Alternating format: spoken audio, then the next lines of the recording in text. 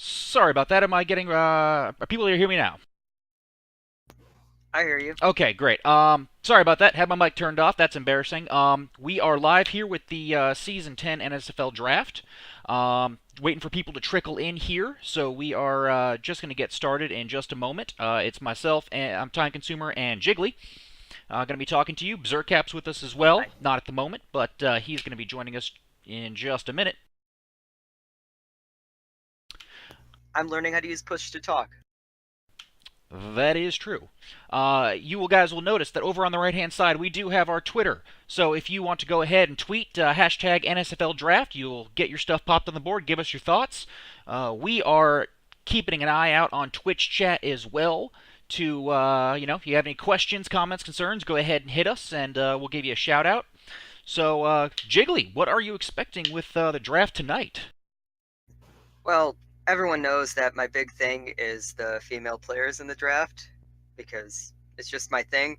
But I mean, there's a lot of quarterbacks in here as well. There are a lot of quarterbacks, and let's not hear you talk about your big thing in females again, man. That's just wrong. Well, I mean, we've got three of them on the board. That we do. So interesting, kind of with the first round this season.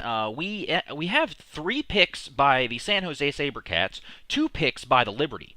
If you guys don't remember, the SaberCats traded up to the number 2 pick here just a little bit ago with Arizona. Arizona ended up trading for a season 11 first round pick and a 12 in order to get rid of that number 2 spot.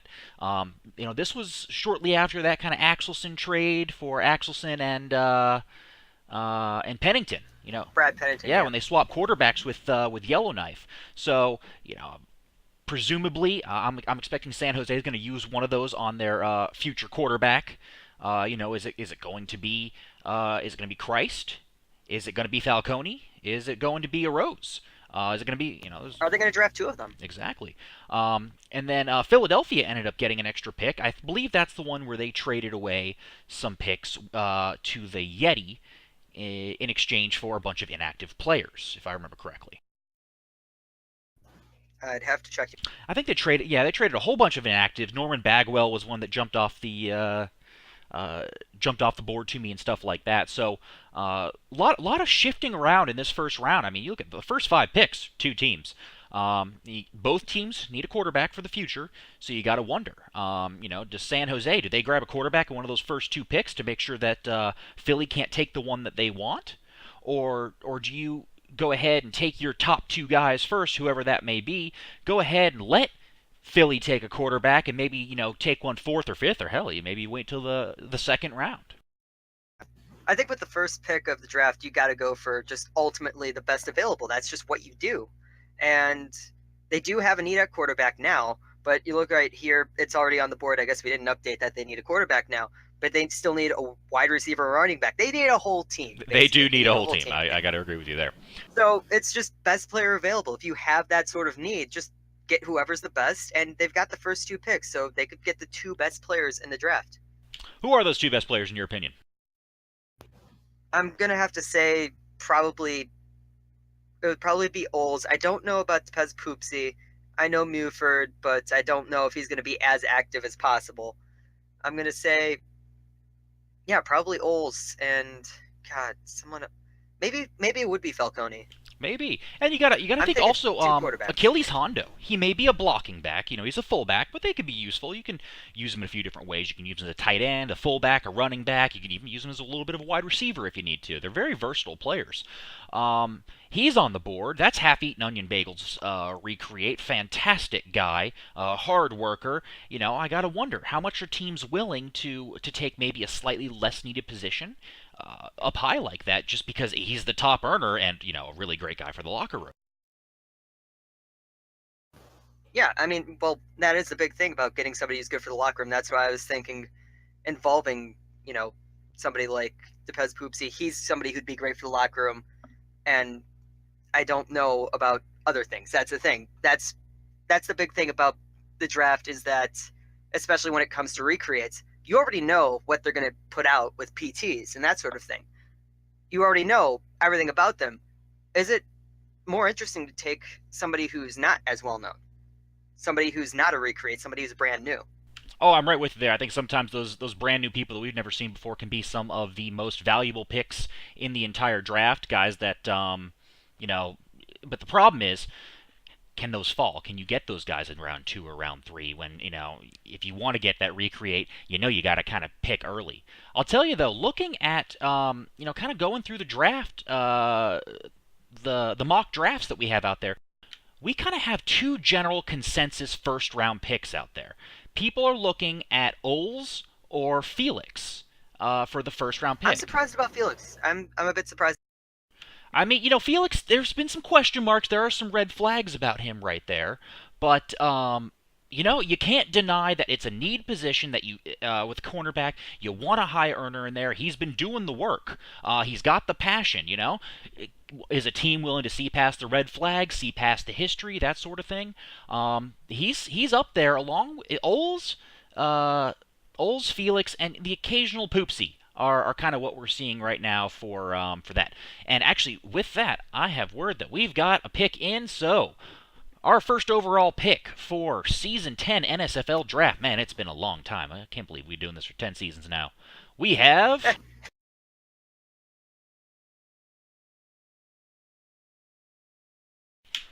Depez Poopsie. Muford. Wow, that's a surprise. There it is. I don't think anybody really expected that. Also, we got a guest here who's ready to come on soon. Already? Yeah. Okay, interesting. He's already plugged in. All right, well, we're going to hang on to that one for just a minute as we try and get through a few things first. Now, I could be wrong, but I've got Poopsie listed here in this thing as a fullback. I don't think that's correct. I'm pretty sure he is an all-purpose back. Yeah, I think I remember him saying something. Yeah, okay. So, interesting. Yeah, please ignore that one for just a little bit. But, that's a pretty interesting pick. While a running back, it can be something where you can succeed with a little less TPE. This guy, he's got history with the team. Buford has played a lot of his career with his past player. He was former GM. Yeah. He's a former GM of the team. team. Yeah, co-GM, I want to say. Yeah, he left the Blues to go GM them. So I wonder how this is going to affect the mock situation. There are a lot of people putting Felix or Oles first. I think a lot of people just lost out some TPE.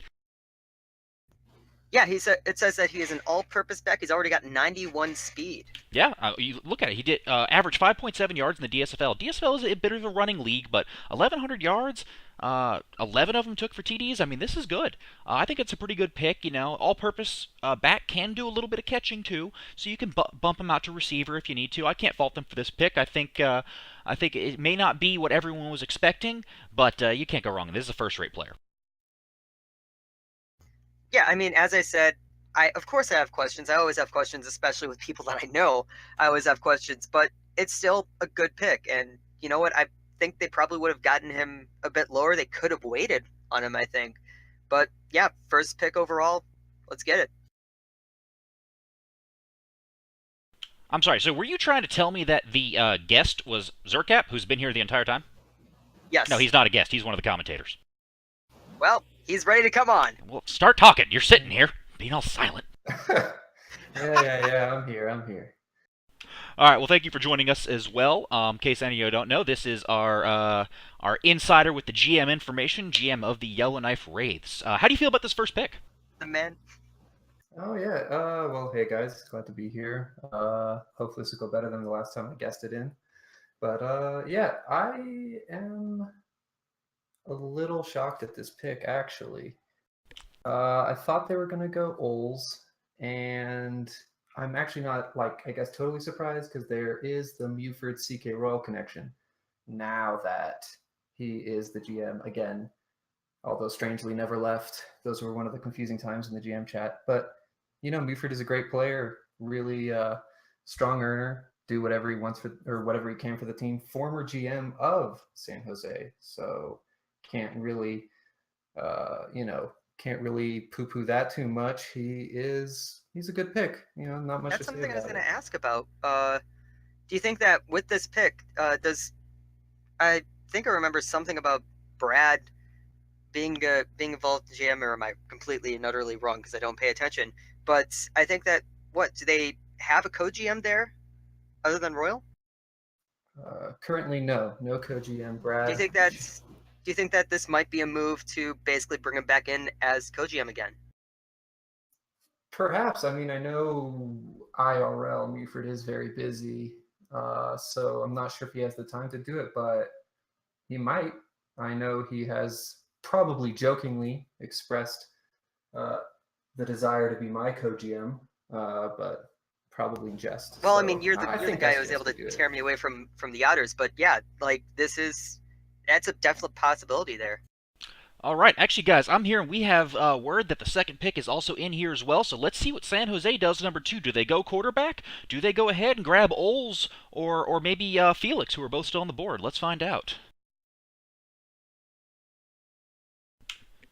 And it looks like they go with wide receiver Casimir Oles from the Kansas City Coyotes. I can't fault them for this pick. I think this was a pretty obvious top choice here. How do you guys feel about it? Can I get a rule check for all the people who picked Oles as the number 1 overall pick? Technically speaking, it's 2 picks back to back. Would they get the TP off this? You're asking the wrong guy. Yes, they will get the TP. So for all you, Okay. That should make many people happy off of this one. Oh yeah, indeed. And I think Oles is the right pick here. He's probably the top overall prospect, and you have to wonder, is this a little bit of backroom shenanigans with the HO and the GMs? Oles have been constantly talking about, I'm the number 1 pick. This is what I live for. I die, I breathe to be the number 1 pick in the season 10 NSFL draft. And I think CK Roll is having a little fun with this one. I love it. I think I'm a bit interested now because they just passed up on an amazing quarterback draft here when they need a quarterback. They pick again at number 4, though. Maybe they're just going to go ahead and let Philly take which one they want. Maybe they feel that either way, there's 2 good options and none's particularly better than the other, and they wanted the best 2 skill position players. I mean, I could see both directions with this. And you can't let Oles get out of your grasp here. I mean, this guy is an earner.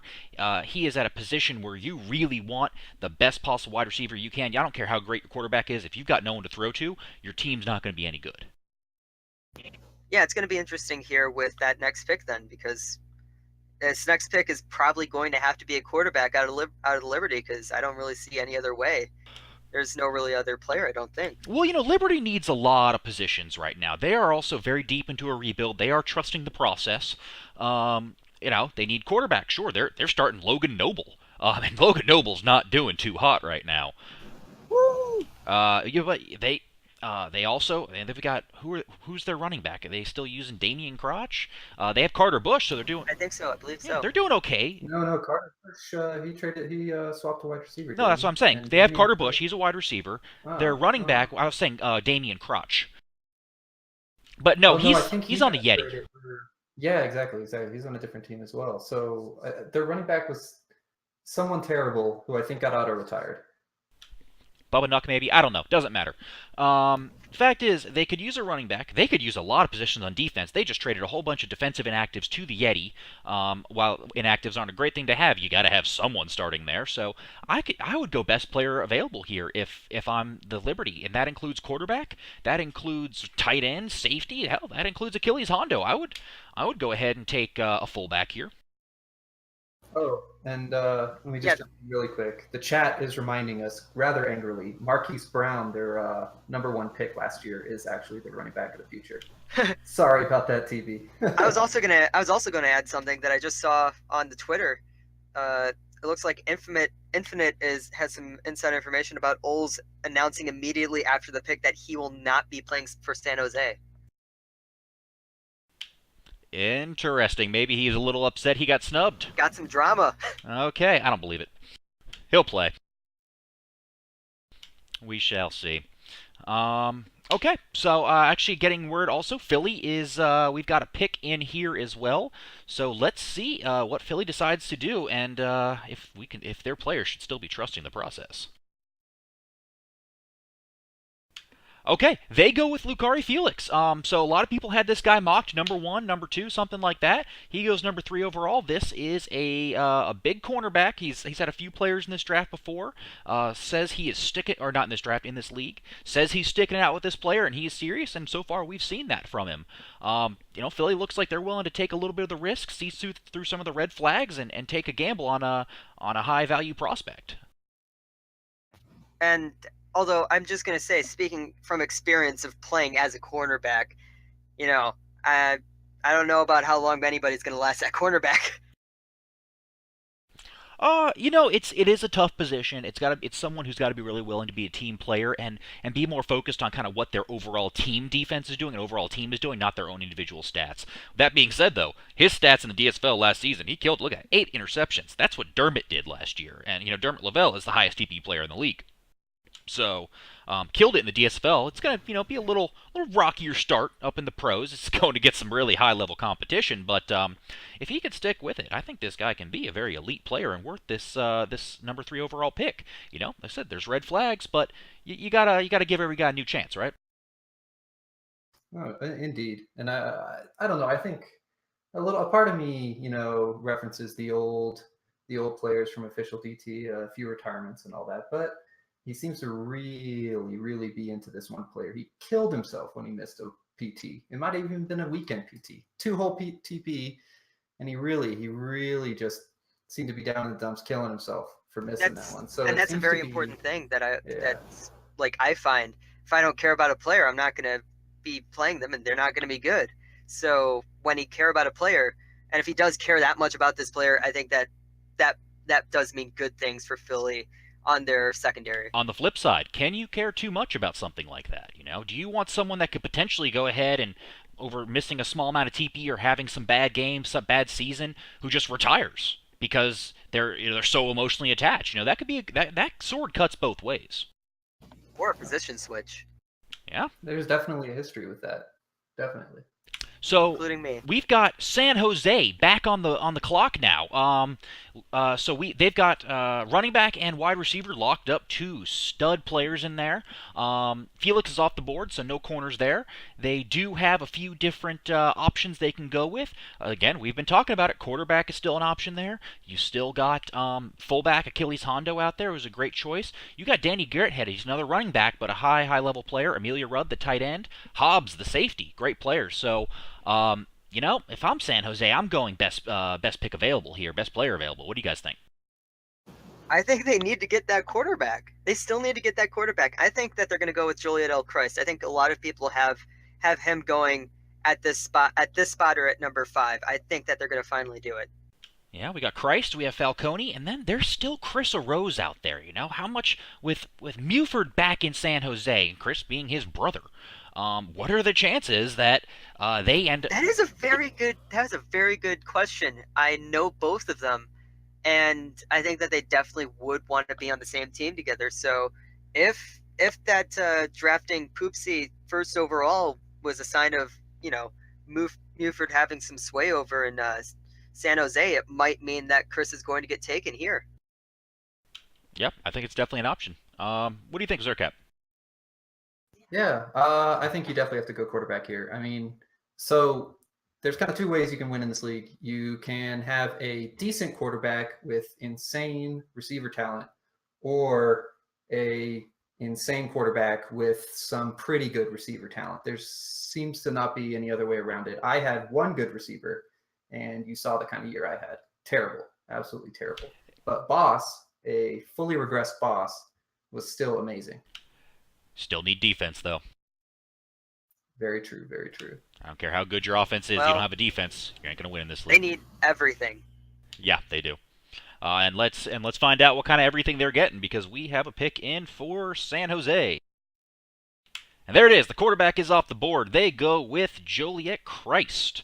The quarterback, Andrew Warren, 13's player. I know he's been real nervous watching this happen and trying to figure out where he's going to be going. So there you go, sir. You are going to be wearing green in San Jose. And I think, as I said, that's just an obvious choice there. It's just, he's one of the best players. He's extremely active on Discord. And you see 12 touchdowns. He did pretty dang well in DSFL. The Pythons are one of the best teams down in the DSFL with churning out players recently. Easily top 4 team, yeah. Zerkap, let me ask you a question here. This is a mobile quarterback. What advice would you give to this kid coming into the pros as a mobile quarterback, given your experience? Speed kills, and especially as a young mobile quarterback, we saw it with Nick Pierno. He went heavy on the speed, and he overdosed for 3 straight seasons, I believe, and it was not good. You're a quarterback first. So the speed is tempting, the agility is tempting, but please, please, please get your passing stats into, I would say, the mid 80s, 85s at least. Then bump that speed if you want to. There you go, Mr. Kreis. Advice from one of the best of them. The only guy who's ever made a mobile quarterback work. Throw the ball first, run later. It's a good pick, though. I like it. I think it's a good choice. He's a big boy, 6'3", 221. I can't wait to see what this guy does when he is at his prime and he's got the arm, got the legs, all of that. I think San Jose, you have this, you have Poopsie, and you have Oles. That's a hell of an offense right there. They just, if those 3 stay active, they've just locked up, about half their offense for the next 8, 9 seasons. Yeah, I mean they just basically drafted an entire offense. They've drafted the ability to play. Of course, is this going to be fully developed right now? Is it going to be fully developed even next year? That's going to be seen. I don't know if it's going to be, especially with Nola out there. And at least next season, the Wraiths are looking pretty good next season. And then after that, the Outers are looking to come back. So I don't know how much this is going to do anything for San Jose within these next couple of years. All right, so Liberty are coming back again with the number 5 pick that we've got coming up. This is their second pick in the first round, and these guys also have 4 picks in round 2. So we're talking about 6 overall picks in the first 16. Liberty going real heavy on the rebuild, so same thing, a lot of directions they can go. This is a team that does need a quarterback, but at this point, why draft one really? Why draft one at 5? I don't think. Are the Hawks going to draft one at this point? Maybe they're looking for the answer beyond Bloxdale, but they could have time there. Nola's not going to be drafting one. Orange County isn't. So I don't expect to see another quarterback go off the board for Philly in a little bit. I expect here that they're going to go with a skill position player, offense or defense here. Maybe Hobbs the safety. Maybe Hondo. We've been talking about Hondo a lot. This is still one of the best players. Even though he may be a slightly less needed position, he's good. I don't know. I think that's like a quarterback being taken in the second round. They might feel it as like a slight to them because quarterbacks are considered an important position. Philly does need a ton of help in different areas, but I mean they might be potentially getting a holdout, just like what San Jose's getting with Oles right now. They might be seeing a holdout. I don't see it happening. If I'm a quarterback getting drafted to Philly, I want to be drafted with the best possible team around me. So I want first round talent on that roster when I get in there. I'd want a Hondo. I'd want a fullback that can throw some blocks for me and keep me on my feet. I'd want a tight end, a Rudd, who can get me some reliable hands in the middle of the field, get me some blocks. What do you think, Zerkap? Oh yeah, definitely. I think talent around you is imperative. I mean, I'll reference again my past season. I was not even close to 4,000 yards, which is kind of like a standard benchmark for a good quarterback in this league. And I had a top tier wide receiver in Kennedy, a very good tight end, but my wide receiver 2 was not good. My wide receiver 3 was abysmal, and I guess my second best receiver was a cornerback. So I think it's really important. All right. Well, I think they do too, and we're about to find out what they're going with. Let's see if they do quarterback or they go defense or skill position here. And they do it. They go with Falcone, the quarterback. They were not going to let that one fall from them. And, ooh, that picture. Is it hot in here or is it just me? I don't know. I haven't seen it yet. 228 TPE quarterback. This is enigmatic. Recreate. Did have Philippe Carter, the corner, previously.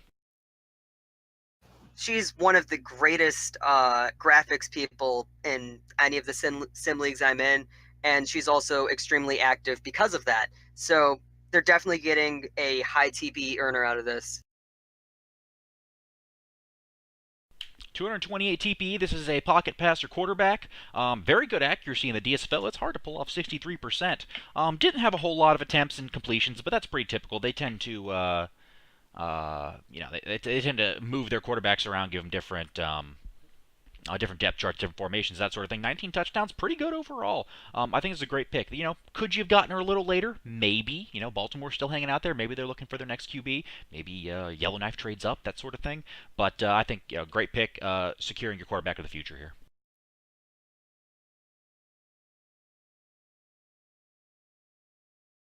And of course, we have to have my minor excitement about another female character. I just like the diversity. Well, we're gonna have female kicker hopefully throwing some touchdowns here. All right. So, sixth pick, we have the Orange County Otters on the clock. This obviously team I've played for my whole career. Orange County, was the dominant dynasty for a little bit. Season 4, 5, and 6, 3 championships. Still has not had a season below 500, but has dipped down a little bit. This is a team that is, well, I wouldn't say in a rebuild. It's a soft rebuild. Yeah, soft in rebuild. a retool. Has their new quarterback coming online this season with Gus TT Showbiz. Drafted him last season, left him in the DSFL. He's coming online this season. Going to be, I don't know, probably 400 TPE-ish, not exactly too high.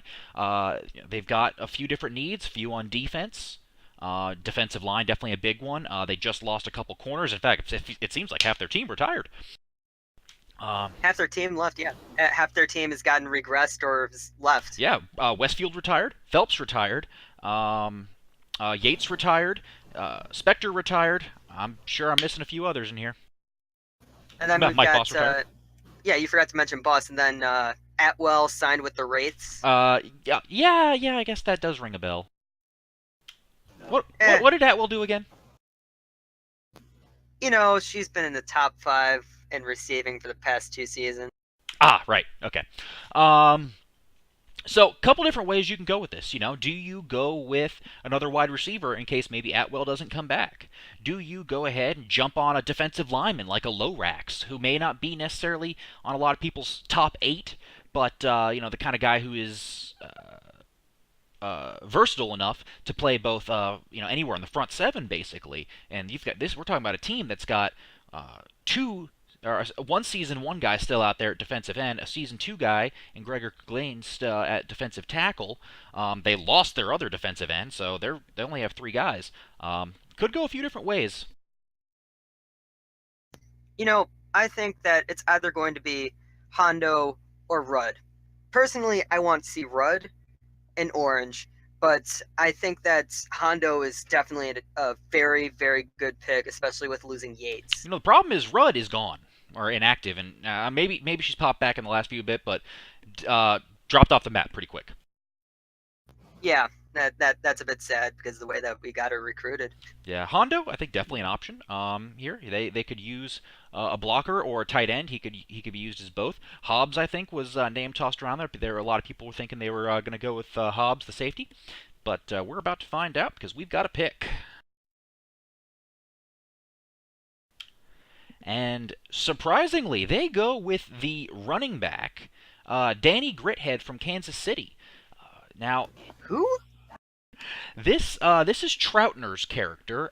If you don't know him, he is pretty active in PBE, the baseball league, and this is an all-purpose running back.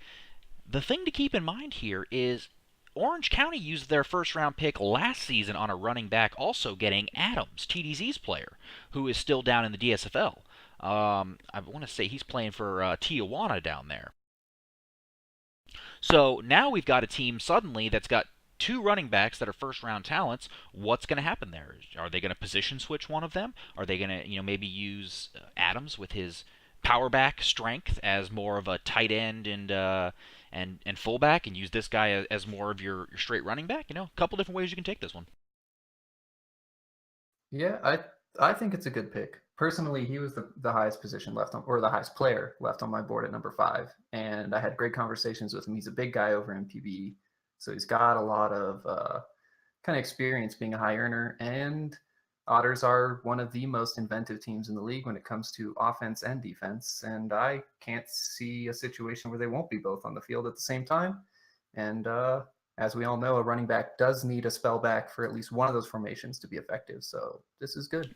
Yeah, I think you're right. Sometimes you just got to go best player available. Otters have done that a lot in the past, and this, top guy on the board for them. I think it was top guy on the board for a lot of people. Really good player here. I'm getting some other news unrelated.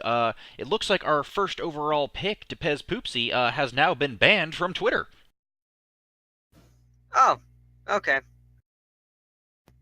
I can see it. I don't know, guys. Is that a red flag for you? That's going to be less cash earnings he could potentially get for his player. He does that. All right, so we have the Hawks up next. Pick number 7, our Ultimus runner-ups. So this is a team that I think is still in their window, but it's almost closed. If they're going to win another Ultimus, I think this is honestly their last chance, and they've got to fight a tough Yeti team and a tough New Orleans team in order to pull this off. Those are both two teams that are in their prime, and we've got a pretty heavily regressing Baltimore. So what do you think these do? They do? Do they build for the future here? Do they maybe trade down and try and get some more capital for now, and maybe try and push for a win now, or maybe just go ahead and punt it into season 12? What do you guys think? I think they got to win now. They've got to try to win now.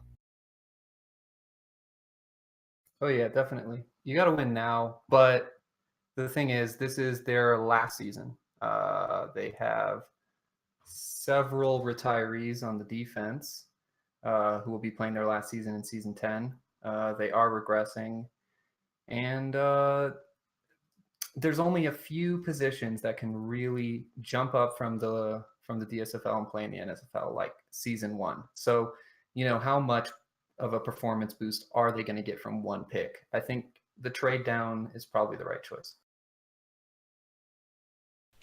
You might be right. And if they can trade down and grab some good players that are either old and regressing, or maybe a couple of inactives, something that'll kind of give them that little bit of boost. In their case, I'd probably say maybe an older wide receiver would be a good choice, or a defensive back. They've got a couple different ways they can swing that one, but yeah, I'm with you there. If I'm Baltimore, I'm playing to win it all this season. Either that, or I'm blowing it up and shooting for season 13 or 14. Exactly. And since we haven't seen any trades away from them, I think that they're definitely going to be trying to win right now. This is their last chance, basically. Yeah, definitely. And if I was them, let's see, top of my board is Jordan Von Matt right now, and Achilles Hondo. Fullback and wide receiver. Yeah.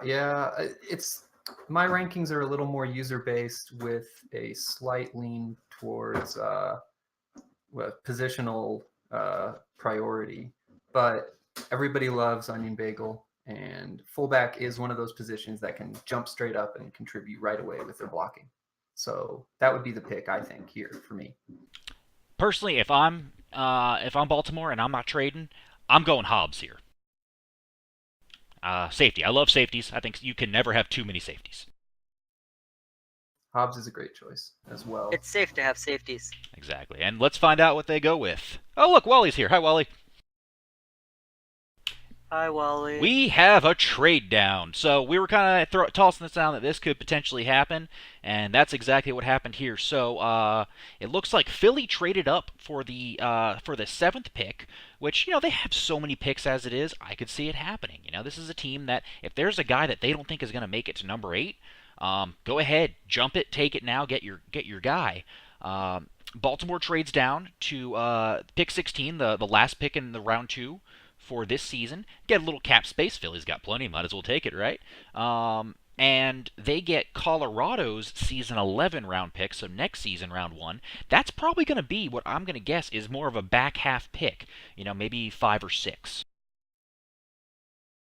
This is clearly them looking at right now and seeing that they don't really have any sort of need that can be filled through the draft. And I think that they're definitely using this, I guess, to look forward, because if they can't fill anything right now, they can try to fill it when they actually need to fill it.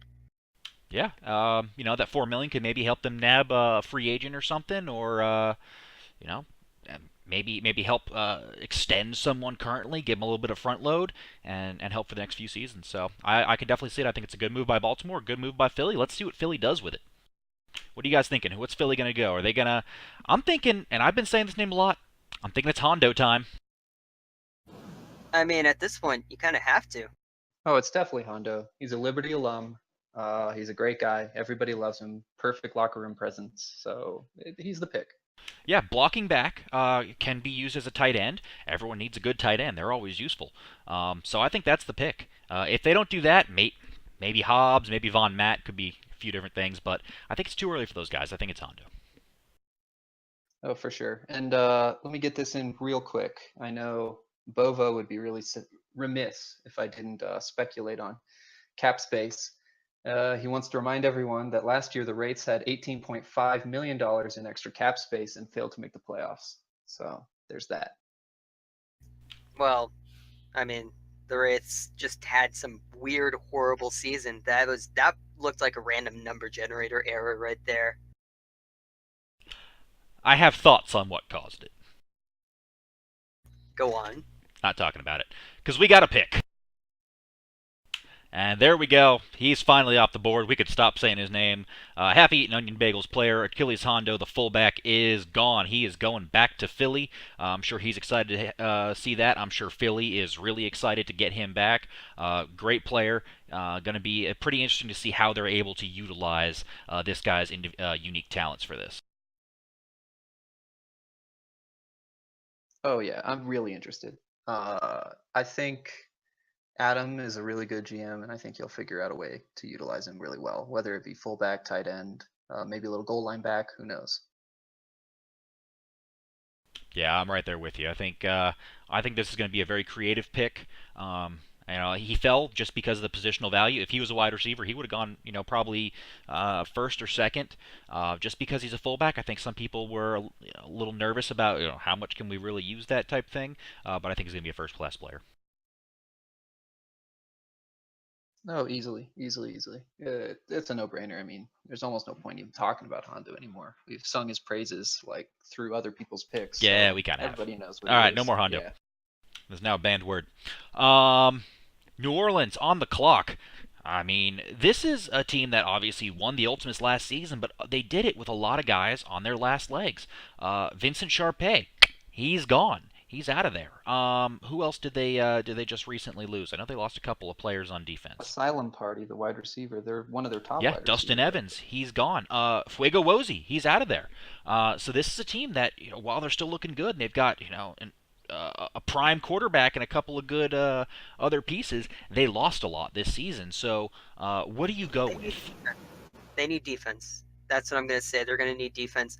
And I think they might go with Zandra Trotsky. Zandra Trotsky, the cornerback, yeah, I can see that. Yes. Oh yeah, I really like Trotsky.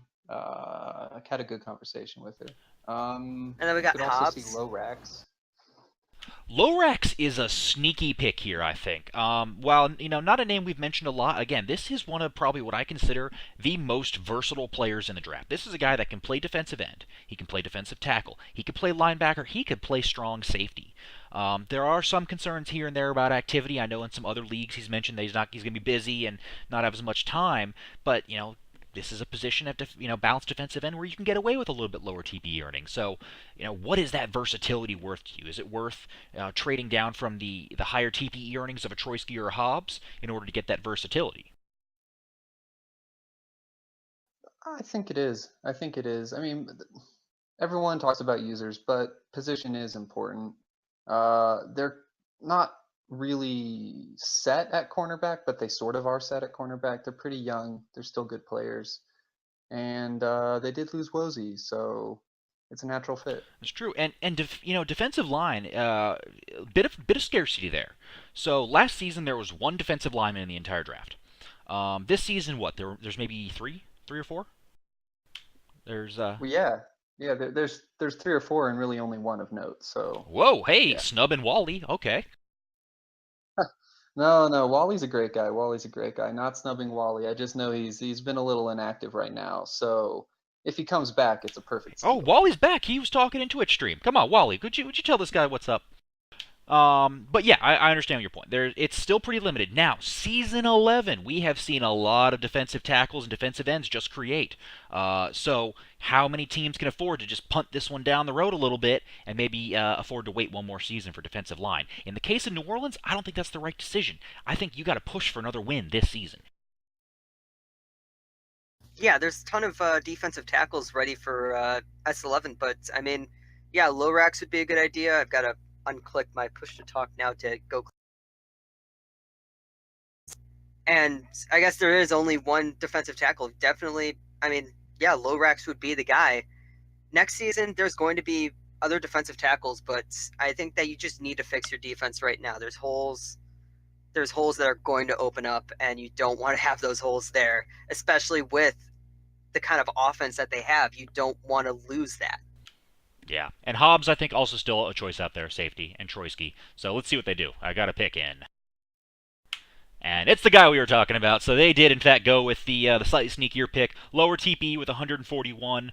But like we said, this is one of the most versatile players in the draft right now. They went with Lorax. I think this is a I wouldn't say it's a shocking pick. We kind of expected it. I think it's intriguing. It's a lot's going to depend on both how active they can keep him and where they're able to use him. You know, what can you do with this flexibility?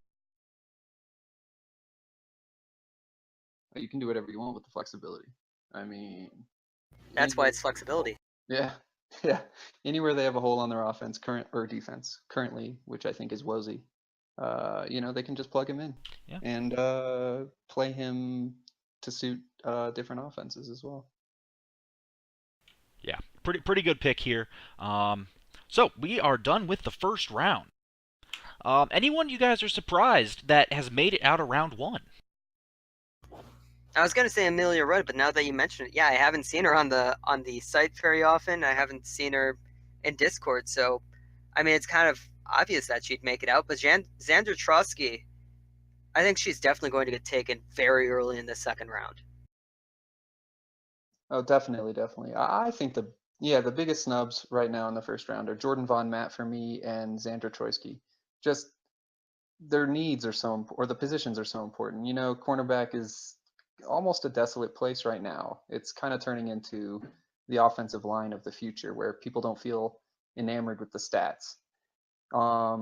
And wide receiver, oddly enough, even though people love wide receiver, it seems like there's not a whole There aren't many elite superstar ones anymore. Exactly. Yeah, they're all regressing. All the superstars are regressing, and there isn't a second wave coming. It's kind of like another generation behind. Even the ones that are right there right now with Tegan and Carlito Crush and who else matters, but like they're very close to regressing as well. So it's one of those things where you just need somebody right now. So if now that we are up back again to San Jose with their fourth pick in this season's draft, where do you think they're going? Are we finally going to stop talking about Hobbs and Troyski? Are they going to go with a defensive back here? Are they maybe going to go with another wide receiver and go with maybe Jordan Von Matt or potentially Felix Hasselhoff? We haven't really mentioned that name yet so far. That's Inside Hysteria's wide receiver. Kind of fell off the map the last couple of weeks. Got a little busy IRL from what I understand, but maybe you got a chance of getting a steal. Someone coming back there. I could see a wide receiver. You definitely need to. Shane Weston is on his last toe, as it were, and I don't really know who else they have left. I guess they got Pazuzu, Zach Brannigan. That's true. Their tight That's end, true. They don't need tight end. I forgot about that. They're good there. Yeah, I would guess wide receiver. It's always good to have two. Wide receiver and D line are kind of some of those positions where you spend a lot of picks on, and if you have extra, great, you can use them all. If some drop off, well, you spend a lot of picks, and some might have prospered. Yeah, I'm gonna say that I think that it's gonna be Jordan Von Matt on this one, or Felix Hasselhoff. We haven't seen Felix Hasselhoff, and we only mentioned him like passingly, I think, earlier. Yeah, there's some concern that his activity dropped off, but well, yeah, two good wide receivers, top two on the board easily. So let's find out because I think we've got a pick for him. And they go with Xander Troisky, the cornerback out of Tijuana. 5'9", 188. She's a little one, but we are. I can't fault them for this pick. Seems like everyone has really enjoyed the scouting messages there with her. And if I remember correctly, there's a San Jose connection here, is there not? Wait, 5'9"? I wasn't allowed to be shorter than 5'10". You'll be okay. I'm angry. Okay. If I remember correctly, is she? Who is it that she's still married to? Icy Douglas, I think. That is correct. So maybe a bit of a San Jose connection there. Yeah, so it's probably logical. I didn't want to metagame it too much, kind of stick to the football aspect of it. But yeah, it makes sense in that case. You always have to at least you have to metagame when it comes to the draft, because that's when people, and free agency as well. It's all about relationships, as I've said earlier. It's not just about their TP levels and whether they're producing. It's also about who they are in the locker room and whether you want them in the locker room. Of course, he'd want his wife in the locker room, I guess. So I think overall a good choice. Like I said, this is a team that needs defensive back, and as we've seen, now we don't know if this is going to last for a while or not. You can plug in a defensive back at wide receiver a little bit here and there and do okay. So maybe that's the plan. Kind of use her a little bit on both sides of the line of scrimmage, and get two players for the price of one. Yeah, potentially. But don't forget John Canton, I think, is also heavily regressing. He is. So Yeah. They're going to need both. Primary cornerback. Yeah. So very, very good choice there. I think it's going to be a significant player that can help these guys rebuild. They got a long way to go, but so far, pretty good draft for them. Indeed. And I got to throw in a little ribbing towards Majesiu really quick. Did Xander Troisky get 5 interceptions in the DSFL in one season? Is that more than Majesiu's entire career in the NSFL? I'm not sure. She's a short cornerback too. That might be the case, but we're also talking two different universes here. Very true. The DSFL is a wild one. Nobody knows what the heck's going on. I forgot how many interceptions I got in DSFL. Somewhere between 0 and 100. There we go. That's the number. All right. Okay, so now we've got Arizona on the clock. Now, Arizona did trade out of number 2 in order to move into some Season 11 picks here. SaberCats wanted to trade up, presumably to grab 2 skill position players as well as get their quarterback in round 1. So, with that, Arizona, having traded out, still having a long way to go, but they do have their quarterback of the future in KC Colby. This is a team that also needs a lot of positions. Where do you see Arizona going with this?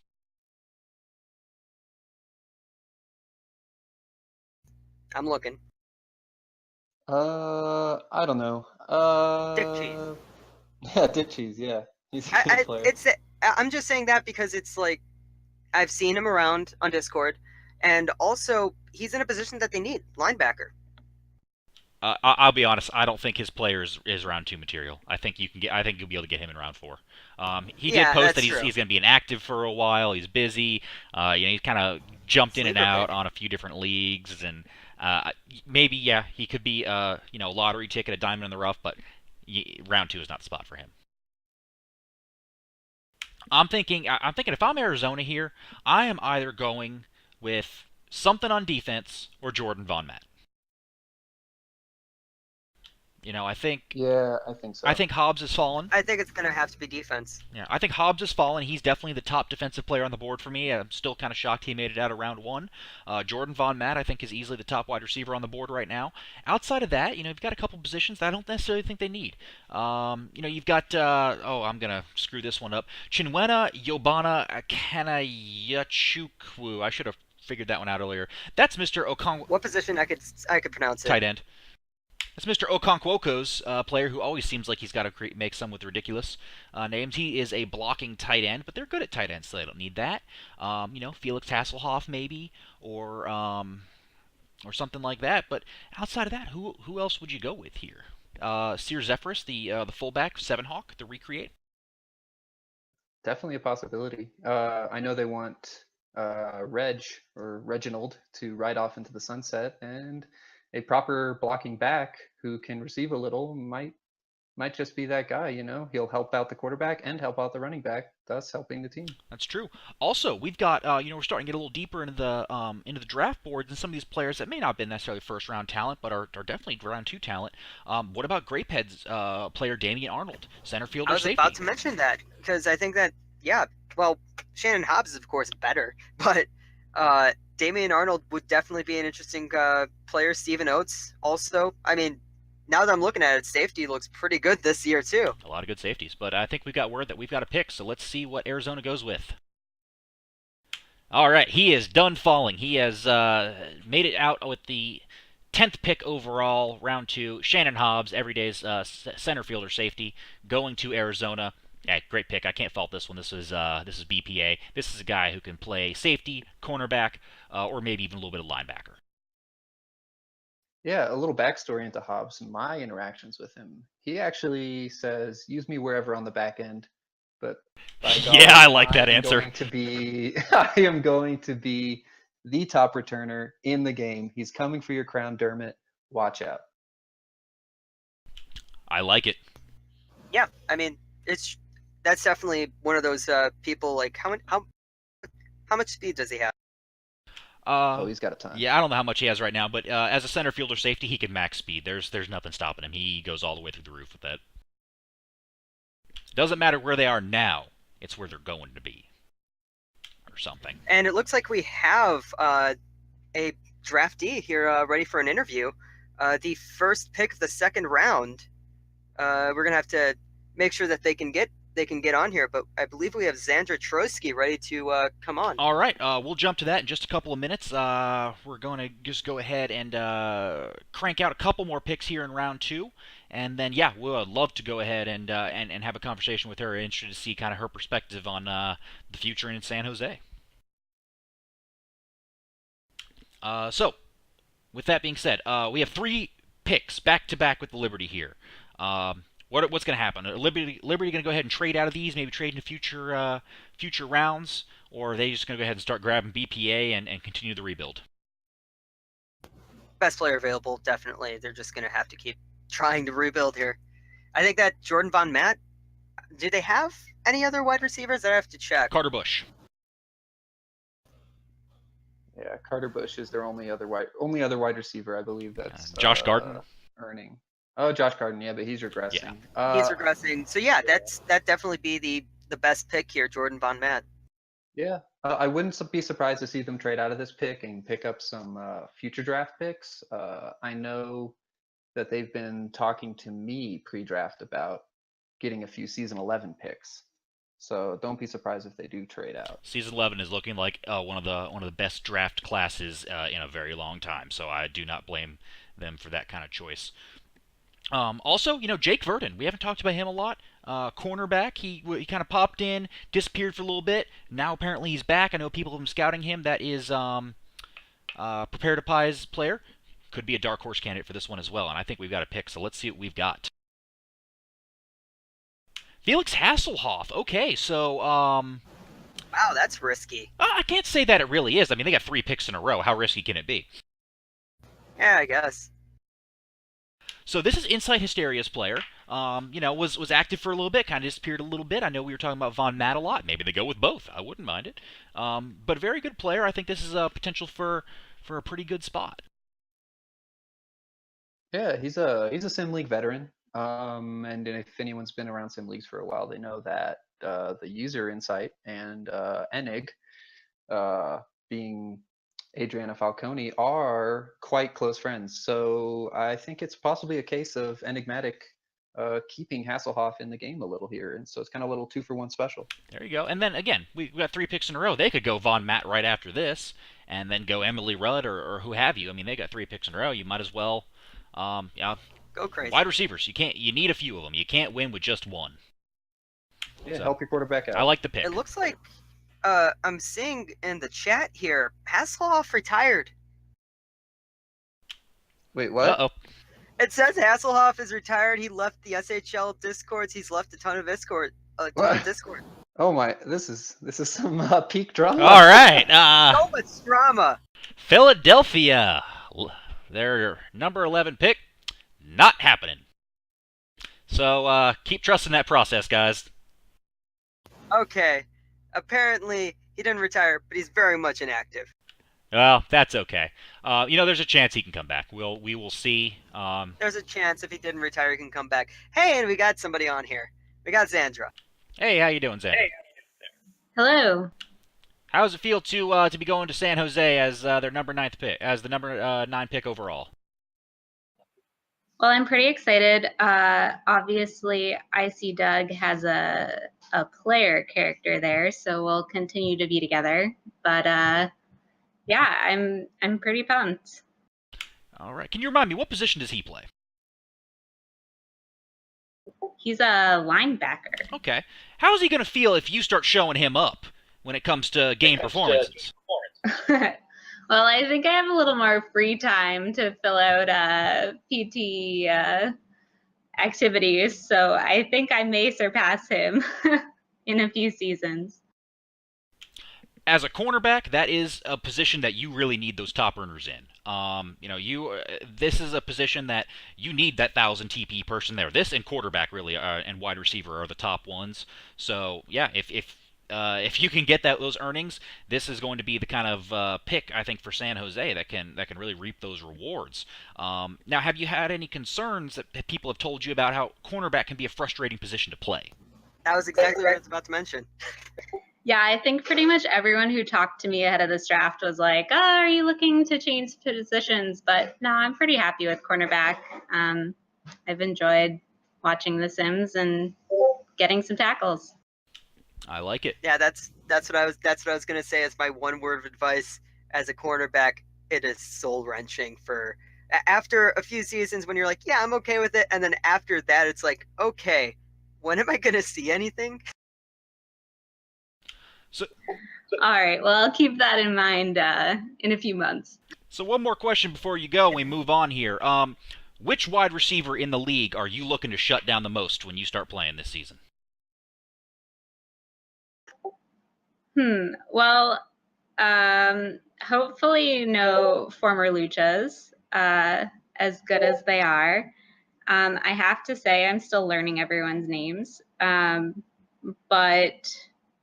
I think Oles is a wide receiver. He is? Someone but he's on my team now, so you can shut him down in practice. Yeah, I guess so. I mean, I'm also a wide receiver, and you forgot me. Fine. Sorry. There you go. Shut down Jiggly. All right. Yeah. Any last thoughts to leave us with before you go? No, I think I'm really looking forward to seeing how Xandra and I develop over the course of the sim. All right, well, sensational stuff. Really glad to have you join us here. Glad to be able to talk to you, and we're going to be really excited to see what your player can do in the coming seasons and help rebuild that San Jose franchise. Awesome, thanks. Thank you for joining us. Thank you for joining us. All right, and with that, we got a couple picks that happened in the background here. So, pick 12 for the Philadelphia Liberty. There he is off the board, Jordan Von Matt, the wide receiver that we have been talking about for a while. So Philadelphia Liberty goes wide receiver, back to back. How do you guys feel about this pick? Perfect pick. He's number 6 on my board, actually, so it's been quite a while, and expected him to go earlier. And like I said, just go shotgun scattered approach with wide receiver and cornerback. You can't have too many, and if someone falls off, you got someone to step up right there. Yeah, he's somebody that we were talking about this entire time, and I think I said that I thought he was going to get picked at 3. He's getting picked up at 4. Yeah, I can't fault Philly here. I think same thing. Good job picking up just a lot of need positions. You've got a lot of picks. Wide receiver is one of those things where you got to have 2 pretty good ones, if not 3. So good job just spending a lot of picks trying to find them. And we've also got their 13th pick came in as well. So here we've got They went with A.J. Robertson. We haven't been talking about this guy, linebacker off of Tijuana. Nathan Hall's player, big guy, 6'4", 245 pounds, not a ton of TPE, only 96. What do you guys think about this pick? Oh, I think it's a really good pick. I like Nathan Hall a lot, actually. Had a good conversation with him. He was my 12th ranked player, so about where I expected him to go. Low TPE, so that's kind of an issue. He's not going to play this year, even though linebacker is one of those early starters. But if you look at his TPE per day, he's right up there with the big boys. He's earning at a good rate. It's just he started a little later than the others, so hard to fault him for that. I can agree with you there. He's a speed rusher linebacker, has been really working on his speed a lot, pumping that up pretty high. As we know, that's a good way to succeed in this league. Get fast and get fast quick, because that's what happens. We move pretty quick. So good build like that. You're right. He has been earning TP at a pretty quick rate. Just joined a little bit later than a lot of people. Could be a very sneaky pick here. I like it. Just quick technical thing. Your sound just went weird there, TC. How weird? It's back now. You're fine. Okay. Was I talking like a robot? Yeah, it was a robot thing. Oh, yeah. Also, we have another draftee who's coming on. Oh, okay. Who do we have this time? We got Julian L. Christ. Ah, the clipboard Jesus. Indeed. All right. I was really sad about trading out of 5 or 4, actually, because I knew he was definitely one of the potential picks there. Oh, I mean, come on. Are you really that upset? Well, you traded out of 4 to get a quarterback. Yeah, you that's got Brad already Pennington. playing Oh, well. excuse me. Yeah. I can't have 2 You're quarterbacks. Fine. You're fine. I You're know, the fine. ads are reunited. All right. All Well, the while we ads. wait to get Christ in here, I think we've got Orange County on the clock as well. Orange County, a couple different ways they can go with this one as well. I think at this point we've got, they've got plenty of running backs. How many more can they really take? This is a team that does need a tight end. They do need some wide receivers. They just had 2 retire. What is that noise in the background? I want to see Amelia Rudd right now. I don't care if she's inactive. I want this. Christ in here, I think we've got... And we got Christ in here now. With the stream in the background. Hey guys, how's it going? Good, how are you? I'm good, thanks. How does it feel to go to San Jose? Feels good. I don't know much about him, but I knew Pennington. I knew when he was GM. I'm teammates with him at PBE, so I was kind of hoping to go there with him, but I couldn't because he was a quarterback. But should be good with a lot of picks that we have. Yep, 2 quarterback system. So, tell me, you went 4th overall. You had a running back and a wide receiver go before you. Do you feel like this is going to be the kind of team that you need for a little bit? That you've got some offensive talent around you? It should be. With Axelson there for a year, I'll be able to develop some, and I guess it'll all depend on what Oles does. I don't know what he's doing, and I know Muford. He's a good guy, and I'm glad to be teammates with him still. So we'll see going forward, but I'm hoping Oles gets it together and realizes we can do something good here. Definitely. So what do you think about this whole thing of like the complete rebrand? I think that this very draft that you're getting picked up in is basically just creating an offense here. And what do you think about that? All of you guys going to be regressing at the same time? Yeah, it'll give us a long time, and then we'll just see what we can do in free agency and the future drafts going forward. I don't know if they're going to want me to stay mobile, but if so, I'll do what I need to do. But I think it's going to be a great future. I'm with you. I think it's San Jose is putting together some exciting stuff. I really love all the picks that they've done with this draft. So with that being said, 3-4 seasons down the line, when you guys are potentially looking at knocking on a championship door, what team do you want to be playing for that? Who do you want to be going up against? I kind of want to go against Philadelphia. Falcone and me have kind of been the talked about quarterbacks, and they got my boy Felix there now, Lucari Felix, and so it would be really cool to be able to roast him for some touchdowns and show Falcone up. So I think that's my pick of who I want to face. All right, so a few seasons from now, maybe a San Jose Liberty Ultimus. I like it. I like the bit of the rivalries you're kind of developing there. I think this is going to be some exciting stuff. Yeah, Philly has 2 GMs there that are on my PBE team in New York. And so I know a lot of the guys over there. I was hoping to get picked there, but I'm happy with San Jose, and should be a fun little rivalry we got going on. All right. Well, thank you for joining us. Do you have any thoughts you want to leave us with? Go Sabercats. Thanks for having me on, guys. All right. Thank you for joining us. Thanks for coming on. All right. Let's see what Orange County has in store for us with this pick here. This is a team that does need a few different things as well. We were just talking about it a little bit ago. We've got a couple blockers in there. We've got 2 tight ends. We've got a fullback. And we've got wide receiver, I think, and some corners. A few different ways they can go. This is a team that always goes best player available, as we've seen in the past. I think that's what they're going to do here. What do you think? Oh, definitely. My best player available is Sear Zephyrus. He's my number 10 on the board. And a little metagaming, you know. I believe you and Hawk were kind of besties for a little bit in the early seasons, testing and figuring stuff out with the sim. So that would be a reunion. He's a fullback, and you guys are inventive on offense. So I could see it going that way. Or, and I'm gonna try it now. So don't laugh at me too much. Chinwema Yobana Kanayochukwu maybe could be the pick. We're going to have to start You calling mean him by his Chinwema initials. Yobana Kanejoku.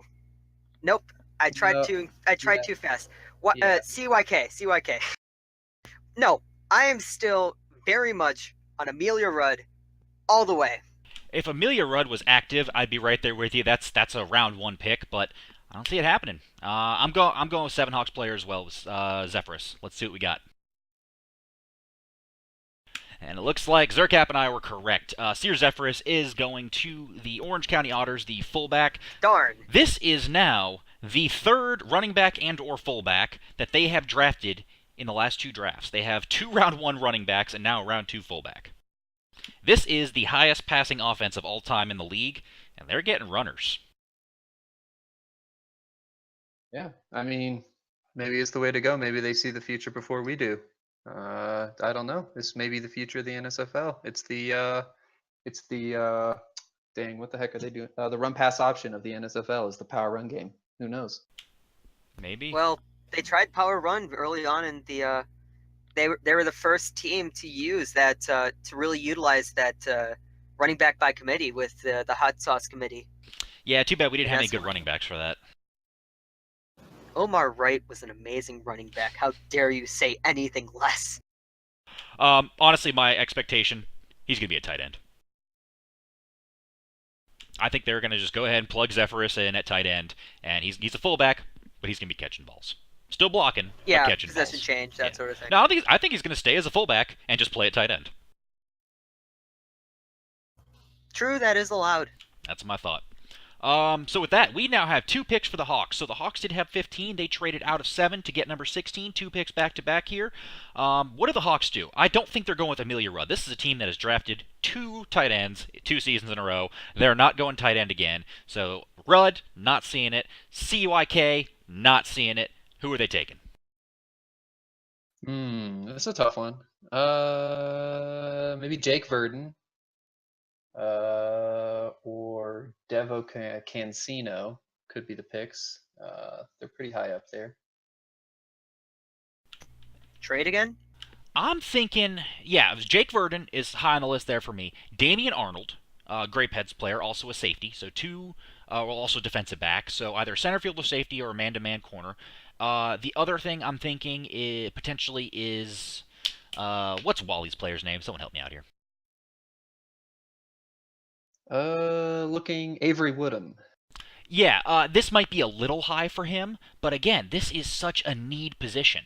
You've got them, and then you've got Slowpoke, but I don't think there's 2 Slowpokes, and I think that's the non-real Slowpoke. Odell Marrett. Odell. Yeah, that is the non-Slowpoke. That's the fake Slowpoke. Fake Slowpoke, okay.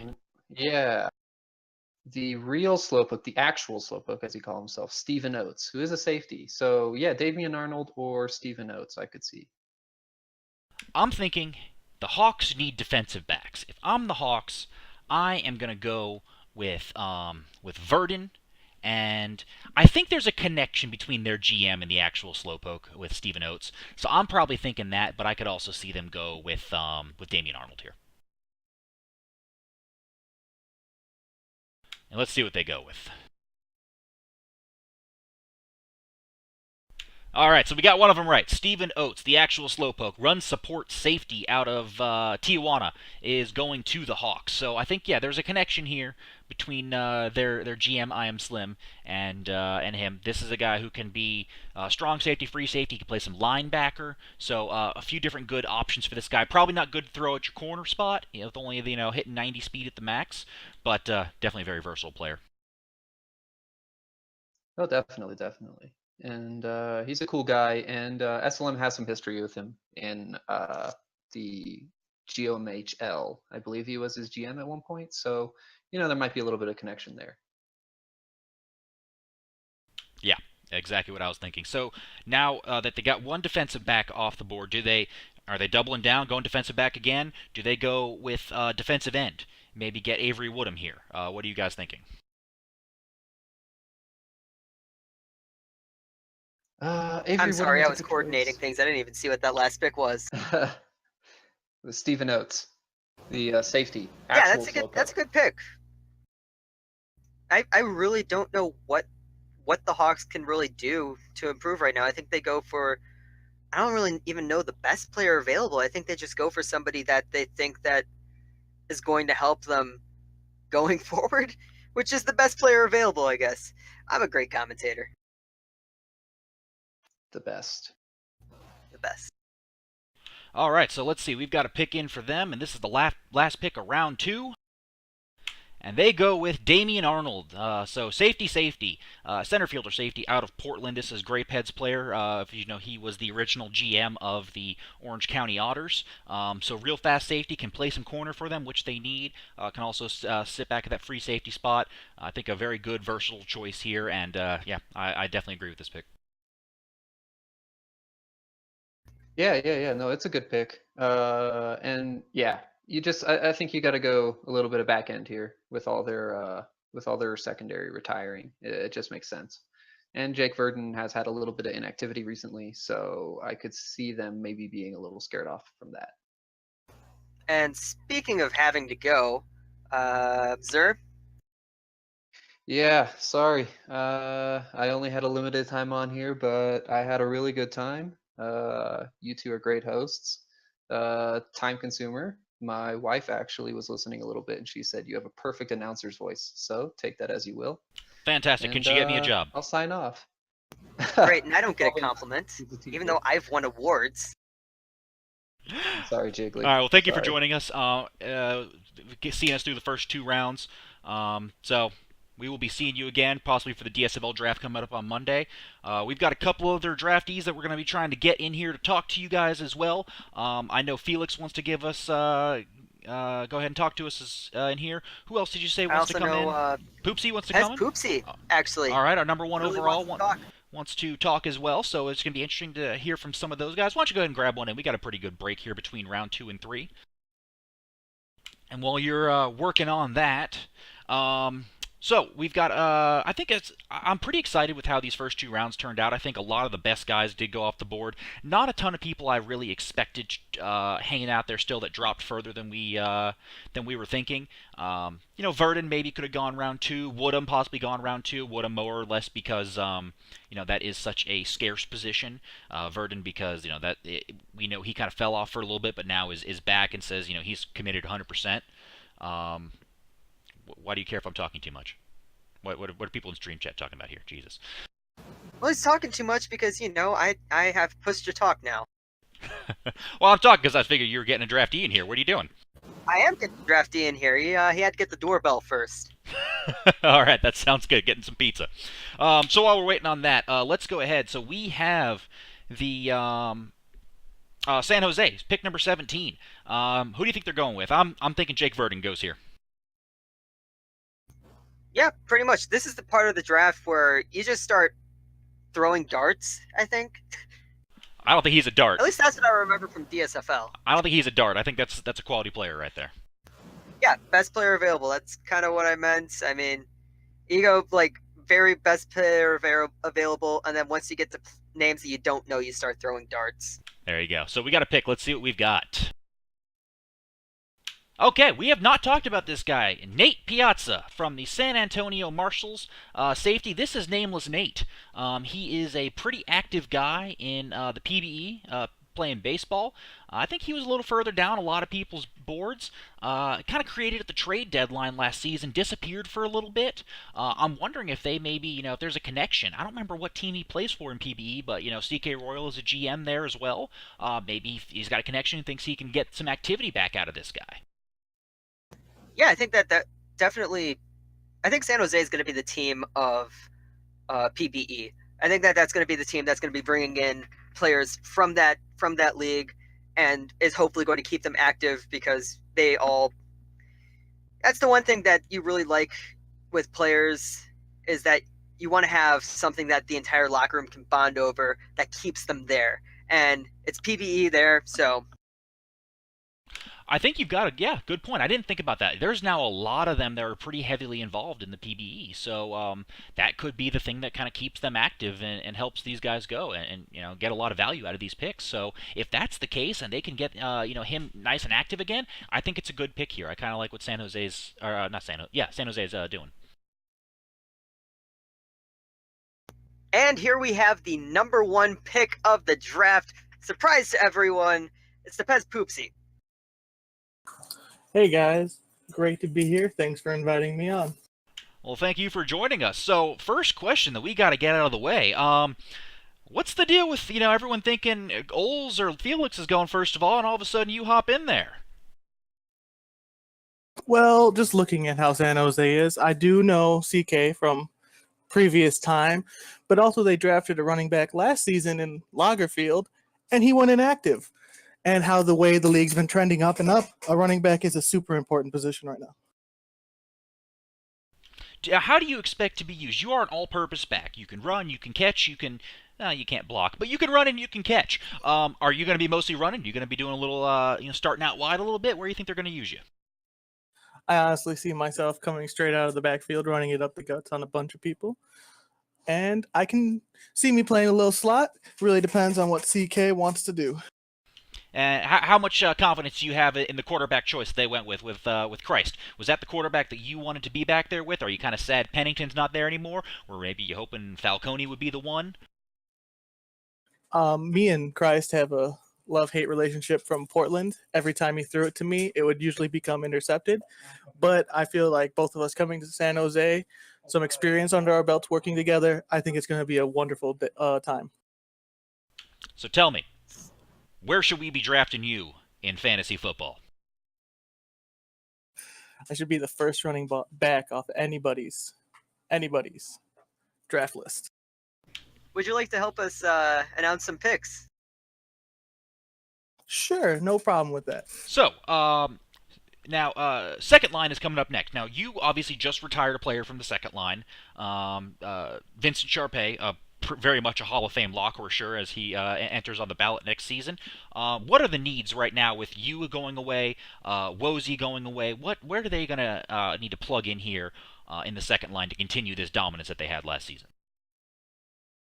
Knowing the team like I feel like I used to know, defense will be a great option, but you guys are sleeping on their offense as well.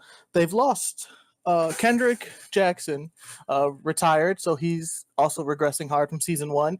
They lost Asylum Party, so they really only have Law as a receiver. So going offense would not be a bad idea. I think you got a good point. Offense is probably That a good is true. choice.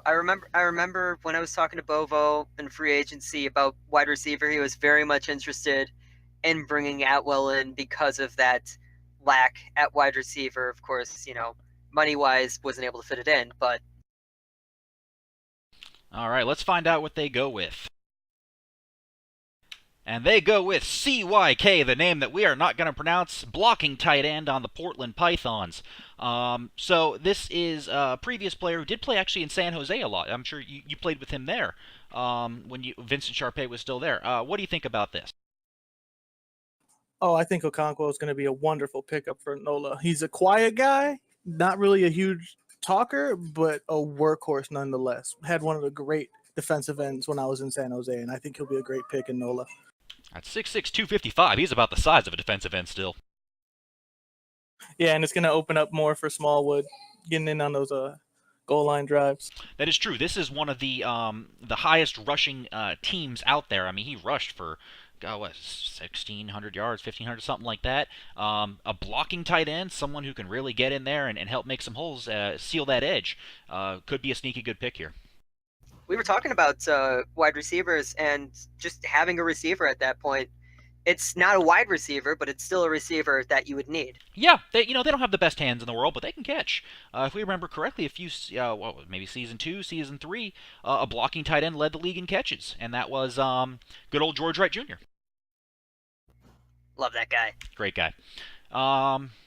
So we've got the Yeti coming up next here. Yeti, this is first time they've picked in a while. They traded away a bunch of picks for some inactives, and they moved around a little bit. This is a team that's also in their window, potentially. They're looking at possibly, they've hit the playoffs for the first time last season, possibly making an Ultimus run this season or next season.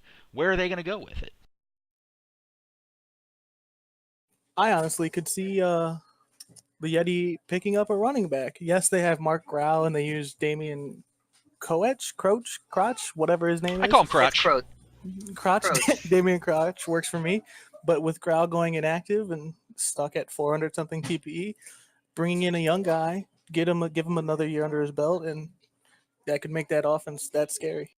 I just realized that this is the first Colorado pick of the draft, and the next pick is the first Yellowknife pick of the draft. So a lot of trades. A lot of trades got us here. Lots of trades. Let's see what we've got for the Yeti. And they do go running back. They go with Devo Cancino, San Antonio Marshals. Big old boy, 6'4", 234-pound running back. And I'm trying to find him here. What kind of back are we looking at here, guys? You guys know? A power back. There you go. With that size, he definitely is. Haven't really seen any of those in the league. Power back from Chicago. Leroy was the last power back? I think Leroy was the last power back. So this is fun. It also says running back / wide receiver. So I don't know. I'm not looking at his stats right now. Now I'm looking at his stats. Well, I mean, yeah, he might have put that on his create page or something. But yeah, he's definitely a running back, fullback. Power back. He can play a little wide receiver. You can do that. Now, their hands only get like maybe 70-ish, so you can expect a decent amount of drops. But you could swip them around the formations a little bit, try to find some mismatches. But I think, yeah, good analysis, Muford, on this one. They need a running back. That's where they kind of have the biggest hole right now. Yeah, and I mean they lost Miller too, so defensive line would be the next thing but hey. We'll see what happens. Do they even have any more picks? They have one in round 5. One more pick. They have one more pick in round 5. So, do you guys want to? We could leave Muford here. Do you want to bring on another draftee? Sure. Why not? And while you're arranging that one, Yellowknife is up now. First time we've seen them here in round 3. They've got 2 picks back-to-back, 20 and 21. Again, this is a team that they're rebuilding, but kind of not, because they did trade away their starting quarterback in regression, who's on his last season. Pulled up Brad Pennington, who's really about to start his 3rd season. I mean, their window is... it closed for briefly, but now it's going to be right back open again in a season or 2. So this is a team that I think has a couple of needs. Wide receiver, probably their biggest one, depending on whether or not Atwell stays there. Atwell stays, exactly. Yeah. Yeah, about that. So I think that's going to be a big need of theirs. They do need some defensive backs. Dermott is still very much viable, but they lost... they lost Carter, so I think they go Verdon here. Yeah, that'd be the best option. Also, we have him silent right now, but we've got official DT coming on here right now. Excellent. So Lucari Felix, our number 3 overall pick, the cornerback, going to Philadelphia with their first pick of the draft. Glad to have you with us. Glad to be here. So tell us, what are your thoughts on the draft so far? How do you feel about going to Philadelphia? I'm just as excited as, the next person that would have been drafted, to be honest. With my previous history of players not being exactly the greatest, I'm aiming for this to be, the greatest retribution story that I could possibly have in any sim league. Okay, yeah, and you admitted yourself in some media that you put out that there were some red flags because of that, because of some history things and all that sort of stuff. But this was, this was the player that you are really committing to and going to be, the one that people regret. I think Philly in the situation they are, they can afford to, I'd say almost to take that risk, not necessarily a risk, but take a high pick and hopefully get someone with some high upside like yours. So with that being said, I think it's a pretty good fit for you. Now, how do you feel about the rest of the team around you on their defense and offense? Have you really done any looking into it? Like, what do you think that they still need in order to make a championship push in a few seasons? I haven't really done too much research. I've just been, sorting out certain personal things with other people about, certain situations. Like I recently am putting in for a archetype change, so I was recently discussing with my GM, making sure it wasn't an issue and everything, and just sorting out a few other things. I have some scouting to do with the rest of the team, but I've been in the locker room already. I've talked with a few guys, and it seems like a pretty good place for me to be going forward. I explained to them, I have had issues in other leagues, and I don't intend on bringing any of that drama to the NSFL. I just want to, earn the TP from my guy, and I want to enjoy him, and I just want to win games. That's all I'm there for. And that's all they can ask. Love to see the commitment, and really, other leagues, other players, you got to kind of hit the reset button with every new player, really, and give everyone a fresh chance. So I'm glad to hear that you're kind of getting that with Philly, and they're treating you that way. So It's interesting to hear about how you're saying that you want to come back with, doing something different. But as it's kind of been the theme of the show, quarterback's a real hard position to play at and really hard to see stats. Do you really think that it's going to be that revenge story that they'll see you playing well when it's really hard to see a cornerback play well? Well, the thing is, when I first came to the NSFL, my first player was indeed a cornerback. I don't exactly remember the player's name, but that was my first one. I have made cornerbacks in different leagues using the same sim engine. So I'm quite certain I kind of have a grasp of what to do. Plus, I've seen over in the EFL, how cornerbacks work. I know it's not exactly, a glamour position and you have to have patience, but my patience paid off for me exactly the way I thought it would with the Pythons. I set out a goal early on in the season that I was going to challenge myself to either get the interception record or tie it.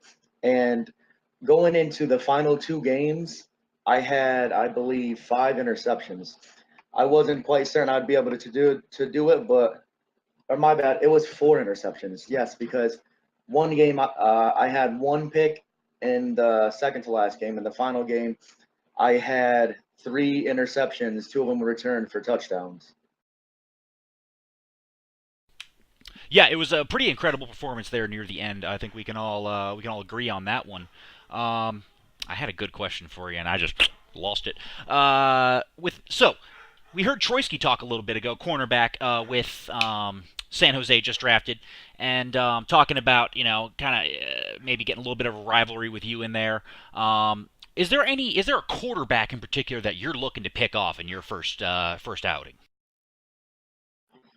To be honest, every single quarterback that's not on my team has a target on their back. So I'm just letting everybody know that I'm working my tail off to, put in the time, and, I'm going to eventually pick you off. All right, we love to hear it. Eventually. It happens. All of you will be picked off. There you go. eventually. There you go. We love to hear it. Well, thanks for joining us, man. Really glad to hear your insights and opinions, and really excited to see what your player can do in the future on this young and rebuilding Philadelphia team. It's going to be exciting stuff. All right, thanks for having me. All right, thank you. So we got a couple Yellowknife picks to get through here. Let's see what they do. We talked about this a minute ago, and okay, this is a bit of a shocker. Yellowknife goes with a quarterback here, Zenyu Wozi. Wozi has been around the league. He's played for a bunch of teams. He recreated as a quarterback. A lot of people thought that was a little odd. Wozi, quarterback, why are you doing this?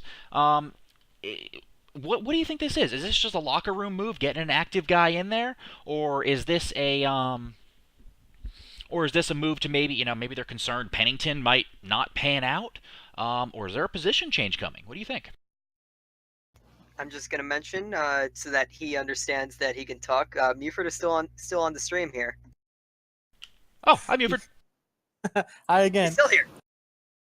I think Wellesley is actually a wonderful pickup, and I think he's gonna do great. Even though he'll have to back up Pennington, I think he can easily overtake it. That's a steal that late in the draft. I get that, but I mean, we're talking about two young quarterbacks, and you've still got a corner and Jake Verdon on the board. You've still got a defensive end in Avery Woodham. Is this really the best pick available? Did you need to take him in round 3?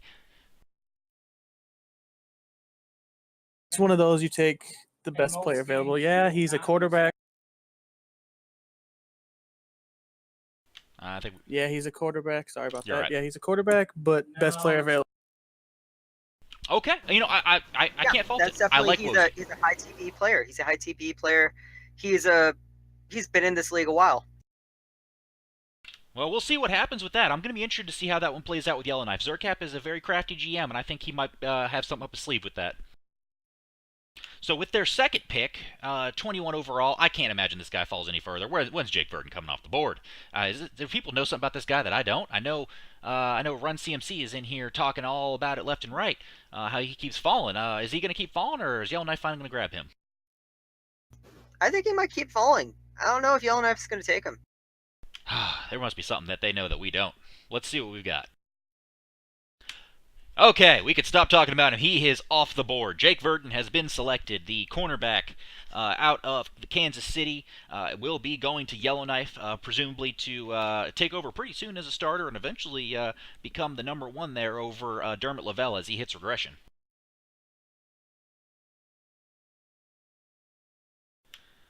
I can't say this is a surprising pick at this point. I mean, we've been waiting for this one for a while, so are you surprised he fell this far? I'm not really. There's a lot of recreates that went before him.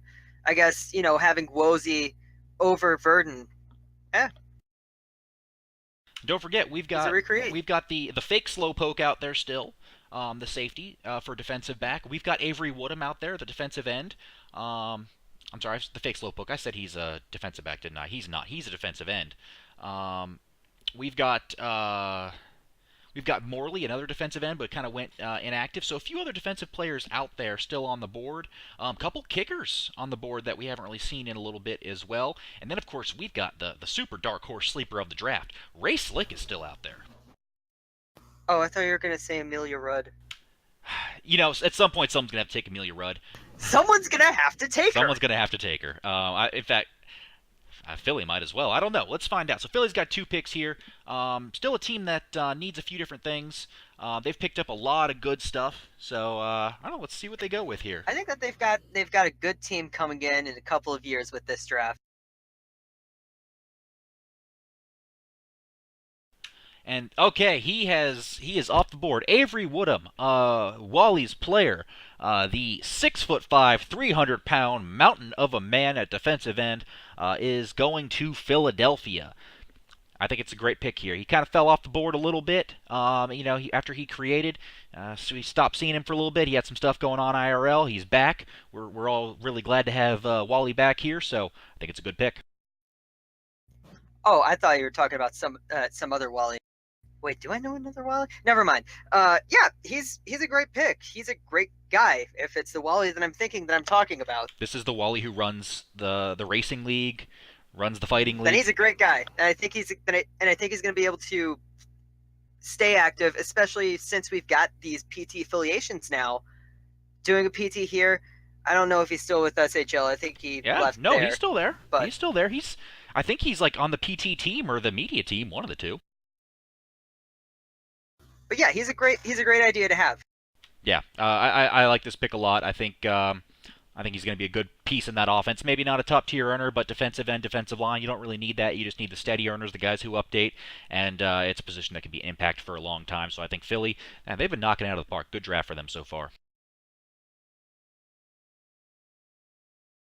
And so now Philly's got another pick. What do you think? Does Amelia Rudd finally come off the board here?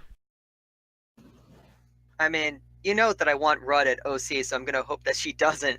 But yeah, at this point, when you're taking best player available, even though she's not active anymore at the moment, she's still got a whole lot of TPE. That's true. And maybe she comes back. This was someone that definitely showed a lot of interest in the league for a little bit. A lot of things can make people disappear, and sometimes they come back. So, late third round, this is potentially a spot where that could become the pick. Hold up. You want Amelia and OC when you're in Yellowknife? What is this? It's a confusing situation. And then we got to consider... It's a conspiracy. There's some kickers on the board here, too, and this is getting to kicker territory. Now, I know some unnamed kickers have gone in the first round before, and sure, that's special. We all know those guys are busts. Blewett was a wonderful pick. Don't hate him. Oh, I wasn't talking about him. I was talking about CMC. Oh, yeah, that's a bust. We're talking about You're right. basically any kicker that has good TPE. There you go. So kickers, also all potential. We know everyone needs a kicker right now. Well, not everyone, but a lot of teams do. It's a tough position to fill. Not a lot of people make it. It can be a frustrating position. If we're going to be talking about kickers, Adam Anderson, nobody is one of the best people that I know. He's the IIHF person for Team UK, and he's everywhere. And he even tried helping out with the Soccer Sim League, which has died as fast as it began. I think that he understands that you don't need a lot of TPE, and you shouldn't have a lot of TPE as a kicker. So I think that that's definitely going to be an interesting thing to see. I kind of hope that he gets picked sometime soon. I understand, but you're talking about nobody, so it doesn't matter. Yeah, and he said nobody is everywhere. True. I'm still trying to process that one. It's everywhere and nowhere at all. All right, nobody's everywhere. Got it. Let's see who we're picking here. Rico Flores, the running back from Tijuana. Not a name we've mentioned a whole lot tonight. He is, speed running back. Haven't seen him pop up in a little bit. I think he's been around the last maybe a week or so. Not a whole lot of noise about this guy. Do you guys have any opinions on him? Not really. I don't really remember hearing too much about him, but it looks like he played pretty well in Tijuana. 4.9 yard average, 5 touchdowns. Can't be too mad about it. I agree. Nice late round steal for Philly. Yeah. If he comes back, if he becomes active. Yeah, I'm looking at the. Is it Ricky Flores, not Rico? And I think he may have changed his name, but the player page says Ricky Flores, so that's why I was confused. I couldn't find him. Okay, well, Ricky Rico over there. At this point in the draft, this is all best player available stuff. You take the guys you can get. You see who is good who do you scout? Who's gotten back with good scouting message, good conversations? Who's going to be that locker room fit? I think Philadelphia found that in this guy, that he's the one that they want in their locker room. And that brings us back to San Jose. So this is their 6th pick in the 3 rounds. So they're averaging about 2 picks around here. Again, pretty deep rebuild, but they've got a lot of really interesting picks. They've pulled on some pretty good people, some first-class stuff, and taken a few risks here and there. We're still like I said, we're in best player available territory right now. What do you guys think? Who would you want on your team, Buford?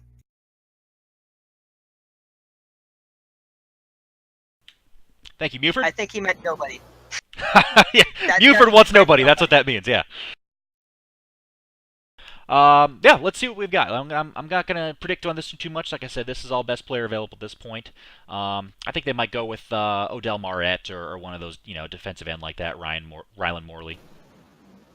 Or it could be Amelia Rudd. Which I'd be sad. It is Tanner Hendricks, wide receiver. We haven't really talked about this guy too much either. So this is Tanner H. I want to. Yeah, I'm trying to remember. I want to say he's active in PBE. I don't quite remember. Route runner, wide receiver, got about 100 TPE right now. He has been pretty active in the rookie Discord, from what I understand. Started as a cornerback for a little bit, recreated wide receiver. So another one of those where I think he probably answered the interview pretty well, and they figured this is the kind of guy they want. Yeah, I mean, I guess he's a recreate then. I guess not. This is weird because he's Tanner Hendricks the second, but he is not actually Tanner Hendricks. I'm confused. I don't really know what to say about this player. He did okay in the DSFL, but the DSFL is very much has a lot of parity in it. That's for sure. It does. But again, we did talk about this with San Jose. Wide receiver is a big need for them. So when you start getting this deep into the draft, this is if you can hit on this pick and get someone who's active, you've got Kaznier Oles, who's going to be your max active. Hopefully, maybe this guy can be a little bit lower for you. We'll see. I think he'll fill great in the slot, and hopefully he can stay or get more active and move up the ranks. Plus, don't forget San Jose did take Flash last year, 1 overall. So that's true. Yeah, going big on wide receiver. I forgot about Flash. I forget about a lot of guys that are staying down the DSFL. I don't watch the DSFL much. So that brings us to the end of round 3. We are starting to get a little bit deeper into some of the less actives, the lesser known names. This is the part where you go for the funniest name available. The funniest name. Okay, good pick. Ray Slick maybe. If I don't know if you guys know a whole lot about Ray Slick, you should do your research. Interesting character out there. Could be a fun one there. Here's an interesting thing. Muford's brother has not been taken yet. Chris Arose, you're right. He is not quarterback. Is he? Muford. I almost called you by your real name, and I don't know if you want that yet. But. Yeah. Okay. So, do you think that Chris is going to be taken? I don't know if he's going to be taken. It'll probably be in this round, only because he has shown to be active, but at the same time, he's in a position that needs to be like super active. I was about to mention, do you think he's going to change position?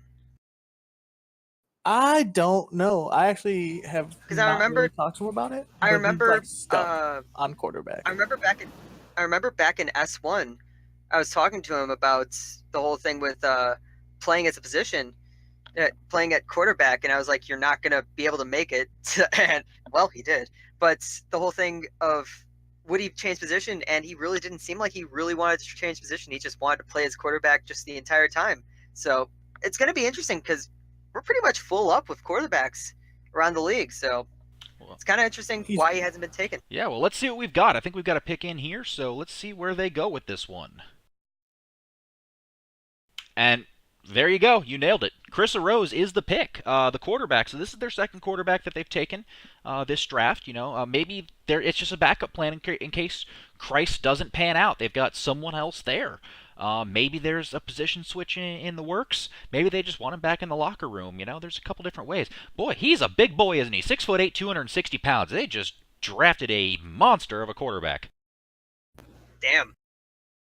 It's not a bad pick, like I said, like you said as well. It could be an insurance pick, or if someone else goes inactive, let's say Philly's quarterback or someone else, he could be a trade chip later on too. Yeah, he could be if Joliet L. Christ doesn't work out, we just had him on. Maybe he has something happen to him out in the real world.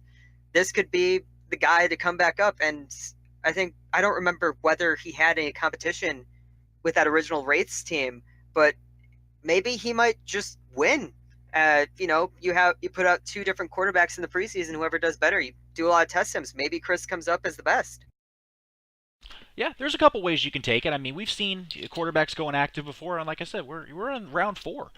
It's time to go best player available, even if it's a position you don't need. So I don't fault them for that pick. They know the guy. He's been around for a while. He's been around the locker room. He's a familiar face. Bring him back in, and maybe you trade him later on if he keeps earning. Maybe he goes to Baltimore. Baltimore needs a quarterback for the future. Maybe they end up giving him the starting spot. A lot of good spots for that. So I think it's a bit of a surprising pick, but I think it's appropriate.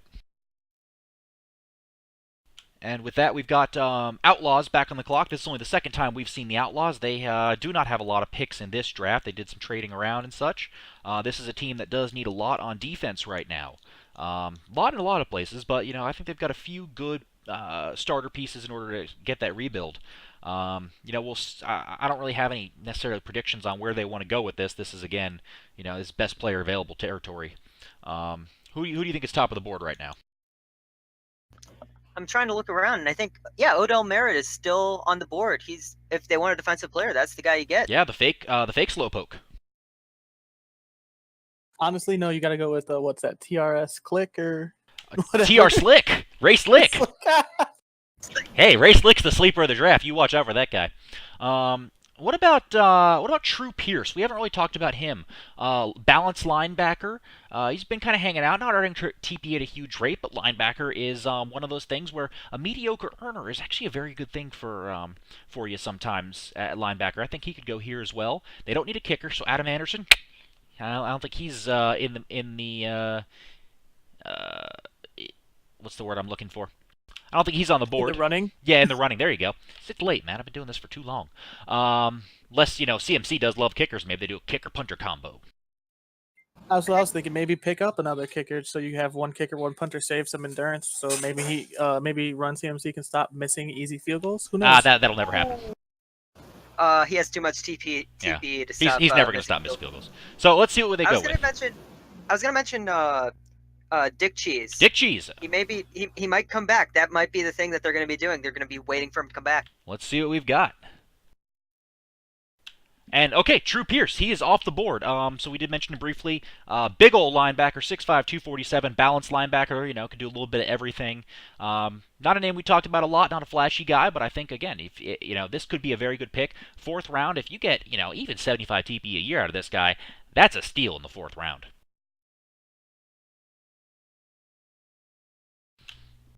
Yeah, I mean, it's definitely. I don't know if I've seen him around Discord very much. My main thing is Discord, so. Yeah, it's true. He's not a big name, but again, I think that if you get an earner out of him, even if it's not huge linebacker, you can get some success with your mediocre earners if they build right, you scheme them right. That could be a very good pick for them for round 4. And we know Arizona loves linebackers, and they spend a whole lot of draft capital to get them sometimes. And you don't need to sign everyone. If he doesn't respond, you don't have him. Yeah, there you go. So Philly is up next, pick number 27, round 4. Again, a couple ways they can go. There's some kickers on the board. I think Philly might be in the running for a kicker. We don't really know. I think CMC's mad at me for making a joke. I don't know which one because he's always like 10 minutes behind. He's just salty that he's not a good kicker. Well, that'll happen. Yeah, that's gonna be me someday. God.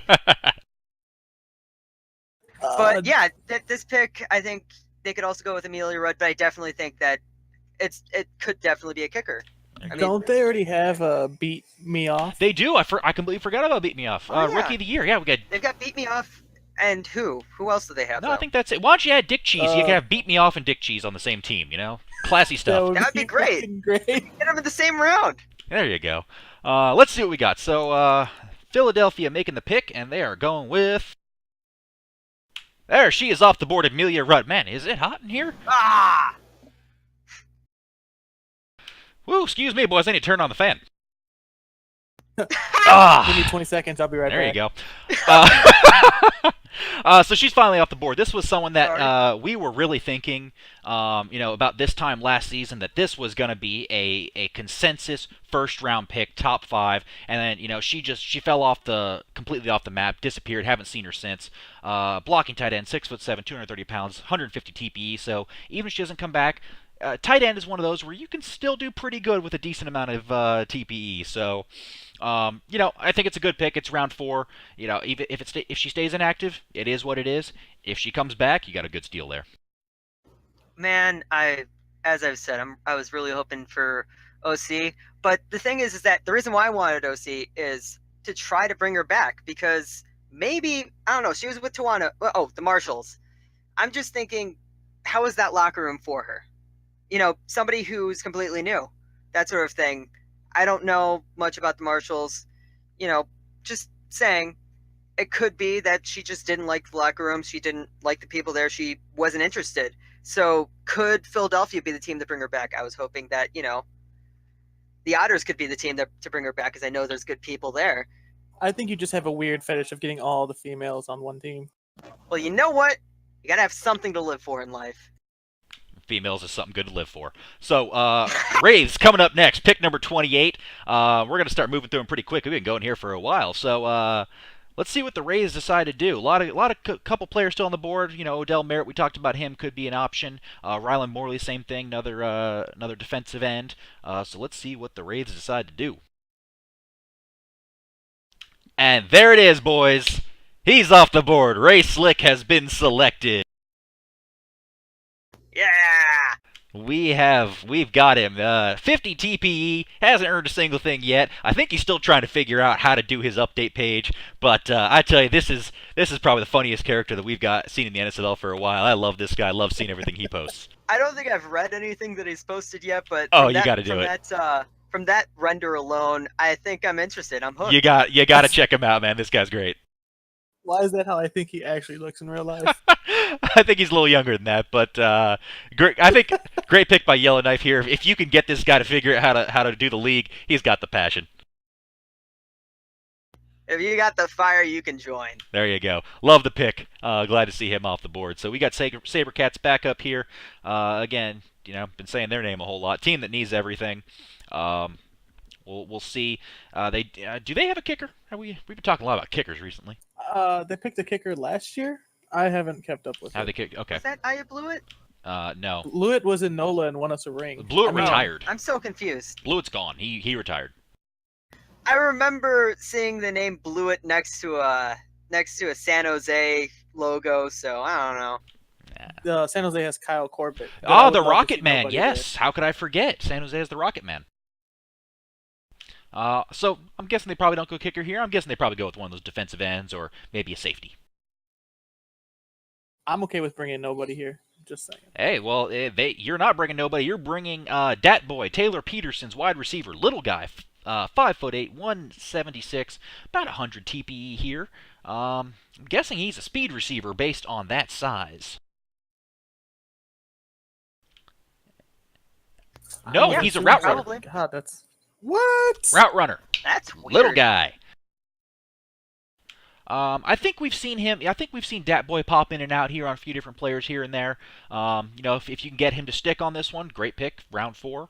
Potential of getting some good future talent here. You don't need a max earner. You've got a couple really good wide receivers with Flash and Oles. You just need a guy who can potentially play some slot for you.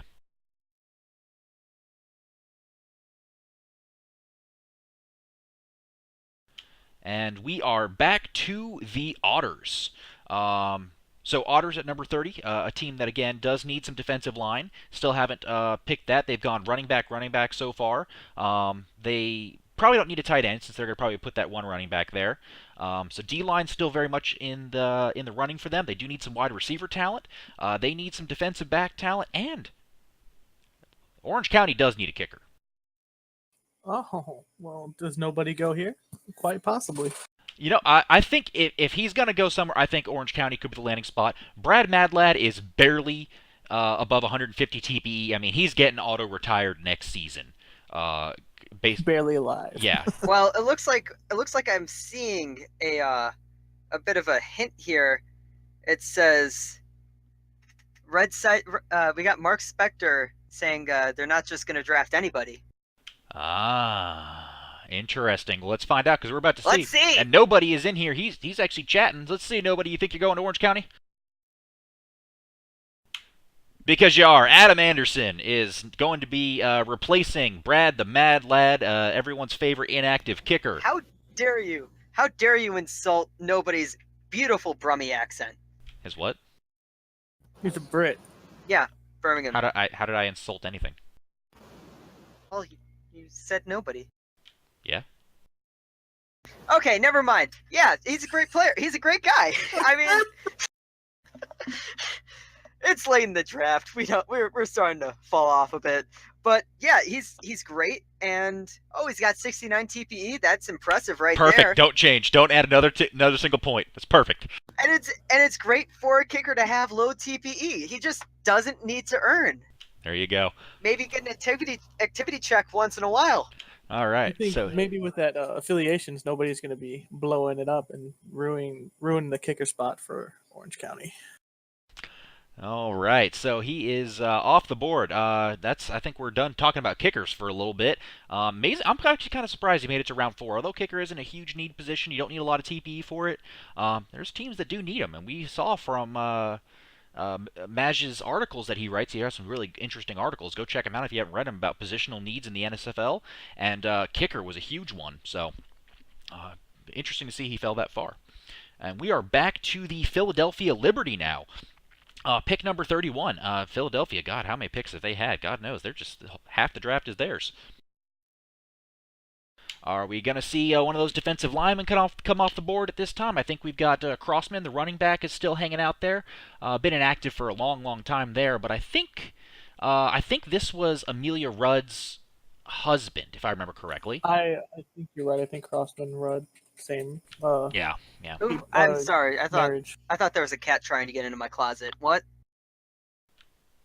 Thank you for that info. Cat get. No, I was asking for clarification, guys. Clarify. There's a cat getting in your closet. What else you need to know? Okay. Crossman, Crossman was Rudd's husband. Yeah. So we still, I think it's going to be one of the defensive linemen at this point, Morley or Merritt, or Arnold. We haven't talked about Arnold, but he's out there as well. Most of the running backs at this point, I think, are off the board. Cornerbacks, wide receivers, linebacker. Not a whole lot left at this point. There is Dick Cheese, the speed rushing linebacker, still out there as well. Con Nair, the all-around corner, is still out there as well. So a couple different options. Let's see what they go with. And I can't believe I forgot about this guy the whole time. One at a time. Keegan's fullback is the blocking back. Bit of a funny name here. If you don't know the backstory, one at a time is going to be leveling his stats one at a time. So he's going to be maxing one stat, and then the next stat, and then the next one. What is he trying to max right now? Speed, I think. Speed, I think. Well, with yeah. 50 TPE, Well, nothing. That's the most important No. one. True. Yeah, with speed, he's not maxing much. So there he goes. And So wait, he was in this draft? wait, I need to. Isn't he a fullback too? Yeah, he's a blocking back. Oh, I need to clarify something for Zach. You see, Zach, about the going off the rails late in the draft. Jiggly isn't distracted because there's a cat in the closet. Jiggly's distracted because he's in the closet and the cat's trying to get in, and I am not using that as innuendo. Jiggly is physically in a closet right now. Lots of egg cartons. With lots of egg cartons. Don't ask. We don't need to know. Just giving you the facts. Okay, so fullback. So if this is Keegan, I don't trust this pick at all. It's just a thing. Yeah, it is what it is. It's round 4. It's late in round 4. You pick who you can get. Everyone knows him. He's active in other leagues. Maybe you can get him to throw in an update or two for you every season. It's a round 4 pick. You get what you can get. I'm okay with the pick. You know him. You can get a hold of him. Just keep harassing him, tagging him every day, and maybe he'll give you an activity check. There you go. Or retire on you. Retire the entire team. That is the risk that you take when you draft him to the Liberty. Maybe having him retire the entire team brings back Amelia Rudd, and suddenly we have something really weird happening, and I like it. There you go. I want to write it. With that, the last pick of round 4 is in as well. New Orleans goes with Ryan Morley. This is defensive end. Another big old boy, 6'5", 295. He is a balanced DE. I don't think we've seen him around in a long, long time, an active pick. So, one of those. He's got 90 TPE. You could probably plug him in as a depth player, do a little change of pace stuff. If he comes back, you get a lotto ticket. If not, no big deal. Leave him the DSFL forever. I mean, that's what you get this late in the draft. Hopefully, he can come back. There you go. Probably not. Yeah, we'd love to see him back. All the active players we can get, So that brings us to the end of round 4. At this point, we are, we've got round 5. There's a couple picks left in there. I don't think there are 8 picks left, 8 draftees, so we might see some skips coming up here. Crossman, Merritt, DeMarco, LaFleur, Bennett, and Dick Cheese are still on the board. Although Bennett I think that retired. Dick Cheese is going to be taken. Bennett retired, so Dick he's Cheese gone. has to be taken. Dick Cheese will be taken, I'm sure. At this point, I'm expecting Philly to take him, because they're, they might as well get him with beat me off, right? So. Yeah, sure. San Jose, they are back up there with number 33. Let's see what they go with. And Odell Marrett. So the fake Slowpoke is off the board. Well, Slowpoke, if you will. Another big DE, 6'6", 300, 97 TPE. He is a speed rushing DE. He's been inactive for a long time anyway. So, one of those, again, depth player. You can plug him in for a little bit, better than nothing, especially on a team that does have some defensive needs, and if he comes back, you get a pretty big win.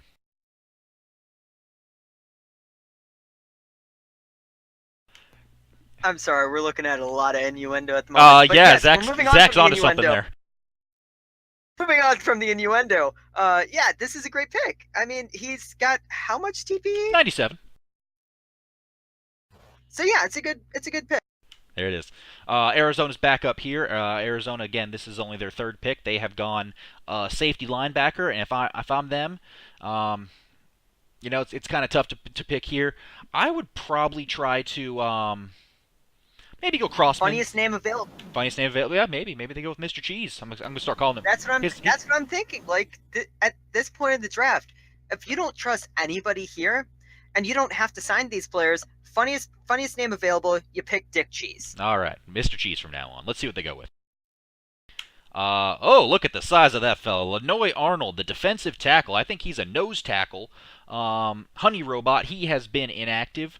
Haven't really seen. He's only got 50 TPE. Who knows? See what happens. All of the size of that lad. That's a big old boy.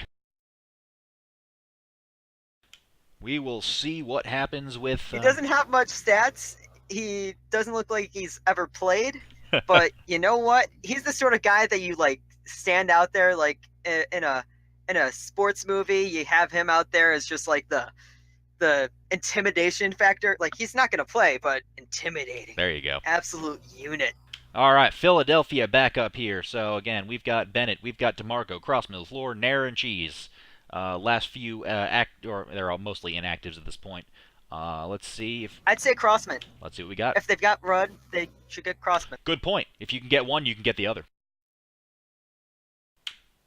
And they do. They end up going with Crossman. So, one of those... Maybe a play to bring them both back. It could pay off. If you can get both of them back, you've got a pretty good shot at landing some real good draft value there. So, I like it. I think it's a pretty good pick. He is a receiving back, so very useful. That's one of the most versatile positions you can play in this league. Something they can definitely take advantage of if they get some activity from him. Hopefully they'll be able to get those two back. Got to just start praying that Philly knows what they're doing to try to What are you praying point- for Philly for? You're on San Jose. I'm just saying active bodies. Yeah, that's all. I hear you. That's what I'm kind of saying here. Is just sort of like, well, I mean, that's how you do it. They're two of their last three picks of this draft, so why not? All right, so the Rays are up now. The Rays, they picked Ray Slick.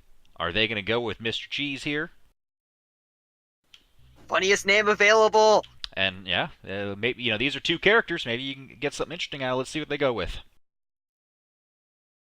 Yellowknife Pass. All right, no picks for them. Colorado is on the clock. Boo, Fun. Boo. Pick Dick Cheese, you cowards. Let's see.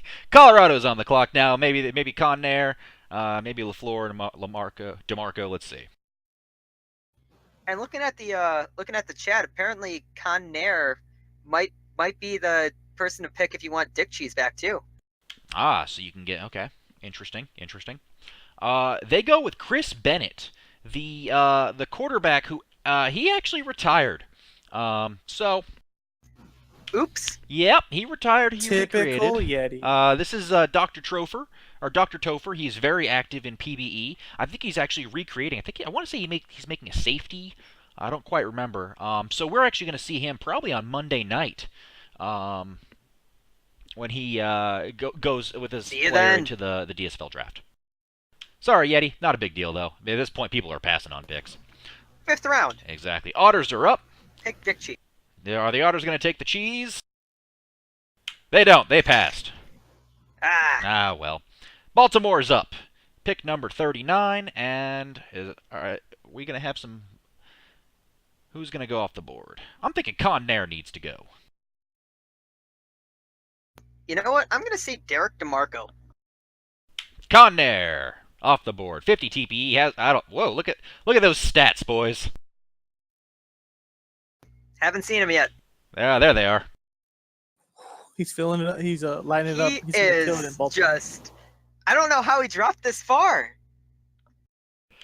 Well, that'll happen. And with our last pick here, we've got the second lineup, pick number 40. And let's see who goes undrafted and who gets to be Mr. Irrelevant. I wouldn't put it past Nola to not take this Dick Cheese. Yeah, we'll see. Yeah, it's the meme pick. They're the meme team. The meme team. They are the doot doots. They gotta doot their way to the memes. It's gotta be Dick Cheese. That was really energetic. It's too late for this. You gotta bring it home. They passed. It's over. Well, and it looks like Con Nair is Mr. Irrelevant, or we could say that passing is Mr. Irrelevant. Dick Cheese goes undrafted, Ricky LaFleur goes undrafted, Derek DeMarco goes undrafted, and Adrian Pitcher goes undrafted. So yeah. All right, guys. Well, that is it for the draft. We've had some pretty exciting stuff last 2 hours here, so thank you guys for joining us. The last dozen or so of you that are still here. I know things kind of get a little boring as we go, but I'm glad you guys sticking around. Thank you, Jiggly, Muford, all of our draftees who joined us, Bersercap for being here earlier. Really exciting stuff. We are really glad to have y'all with us, and gonna be looking forward to season 10. And TC and I will be back for the DSFL draft, what, Monday? Yeah, Monday night. So all you DSFL draftees, check us out Monday. We are going to be, you guys are going to be going off to all your individual teams, and those are going to be some, the future of the league. This is a fantastic draft class for season 11. I can't even begin to tell you. A lot of recreates. It even recreates new guys, Sim League vets, people who we've never heard before. I mean, this is going to be a pivotal draft in terms of the league.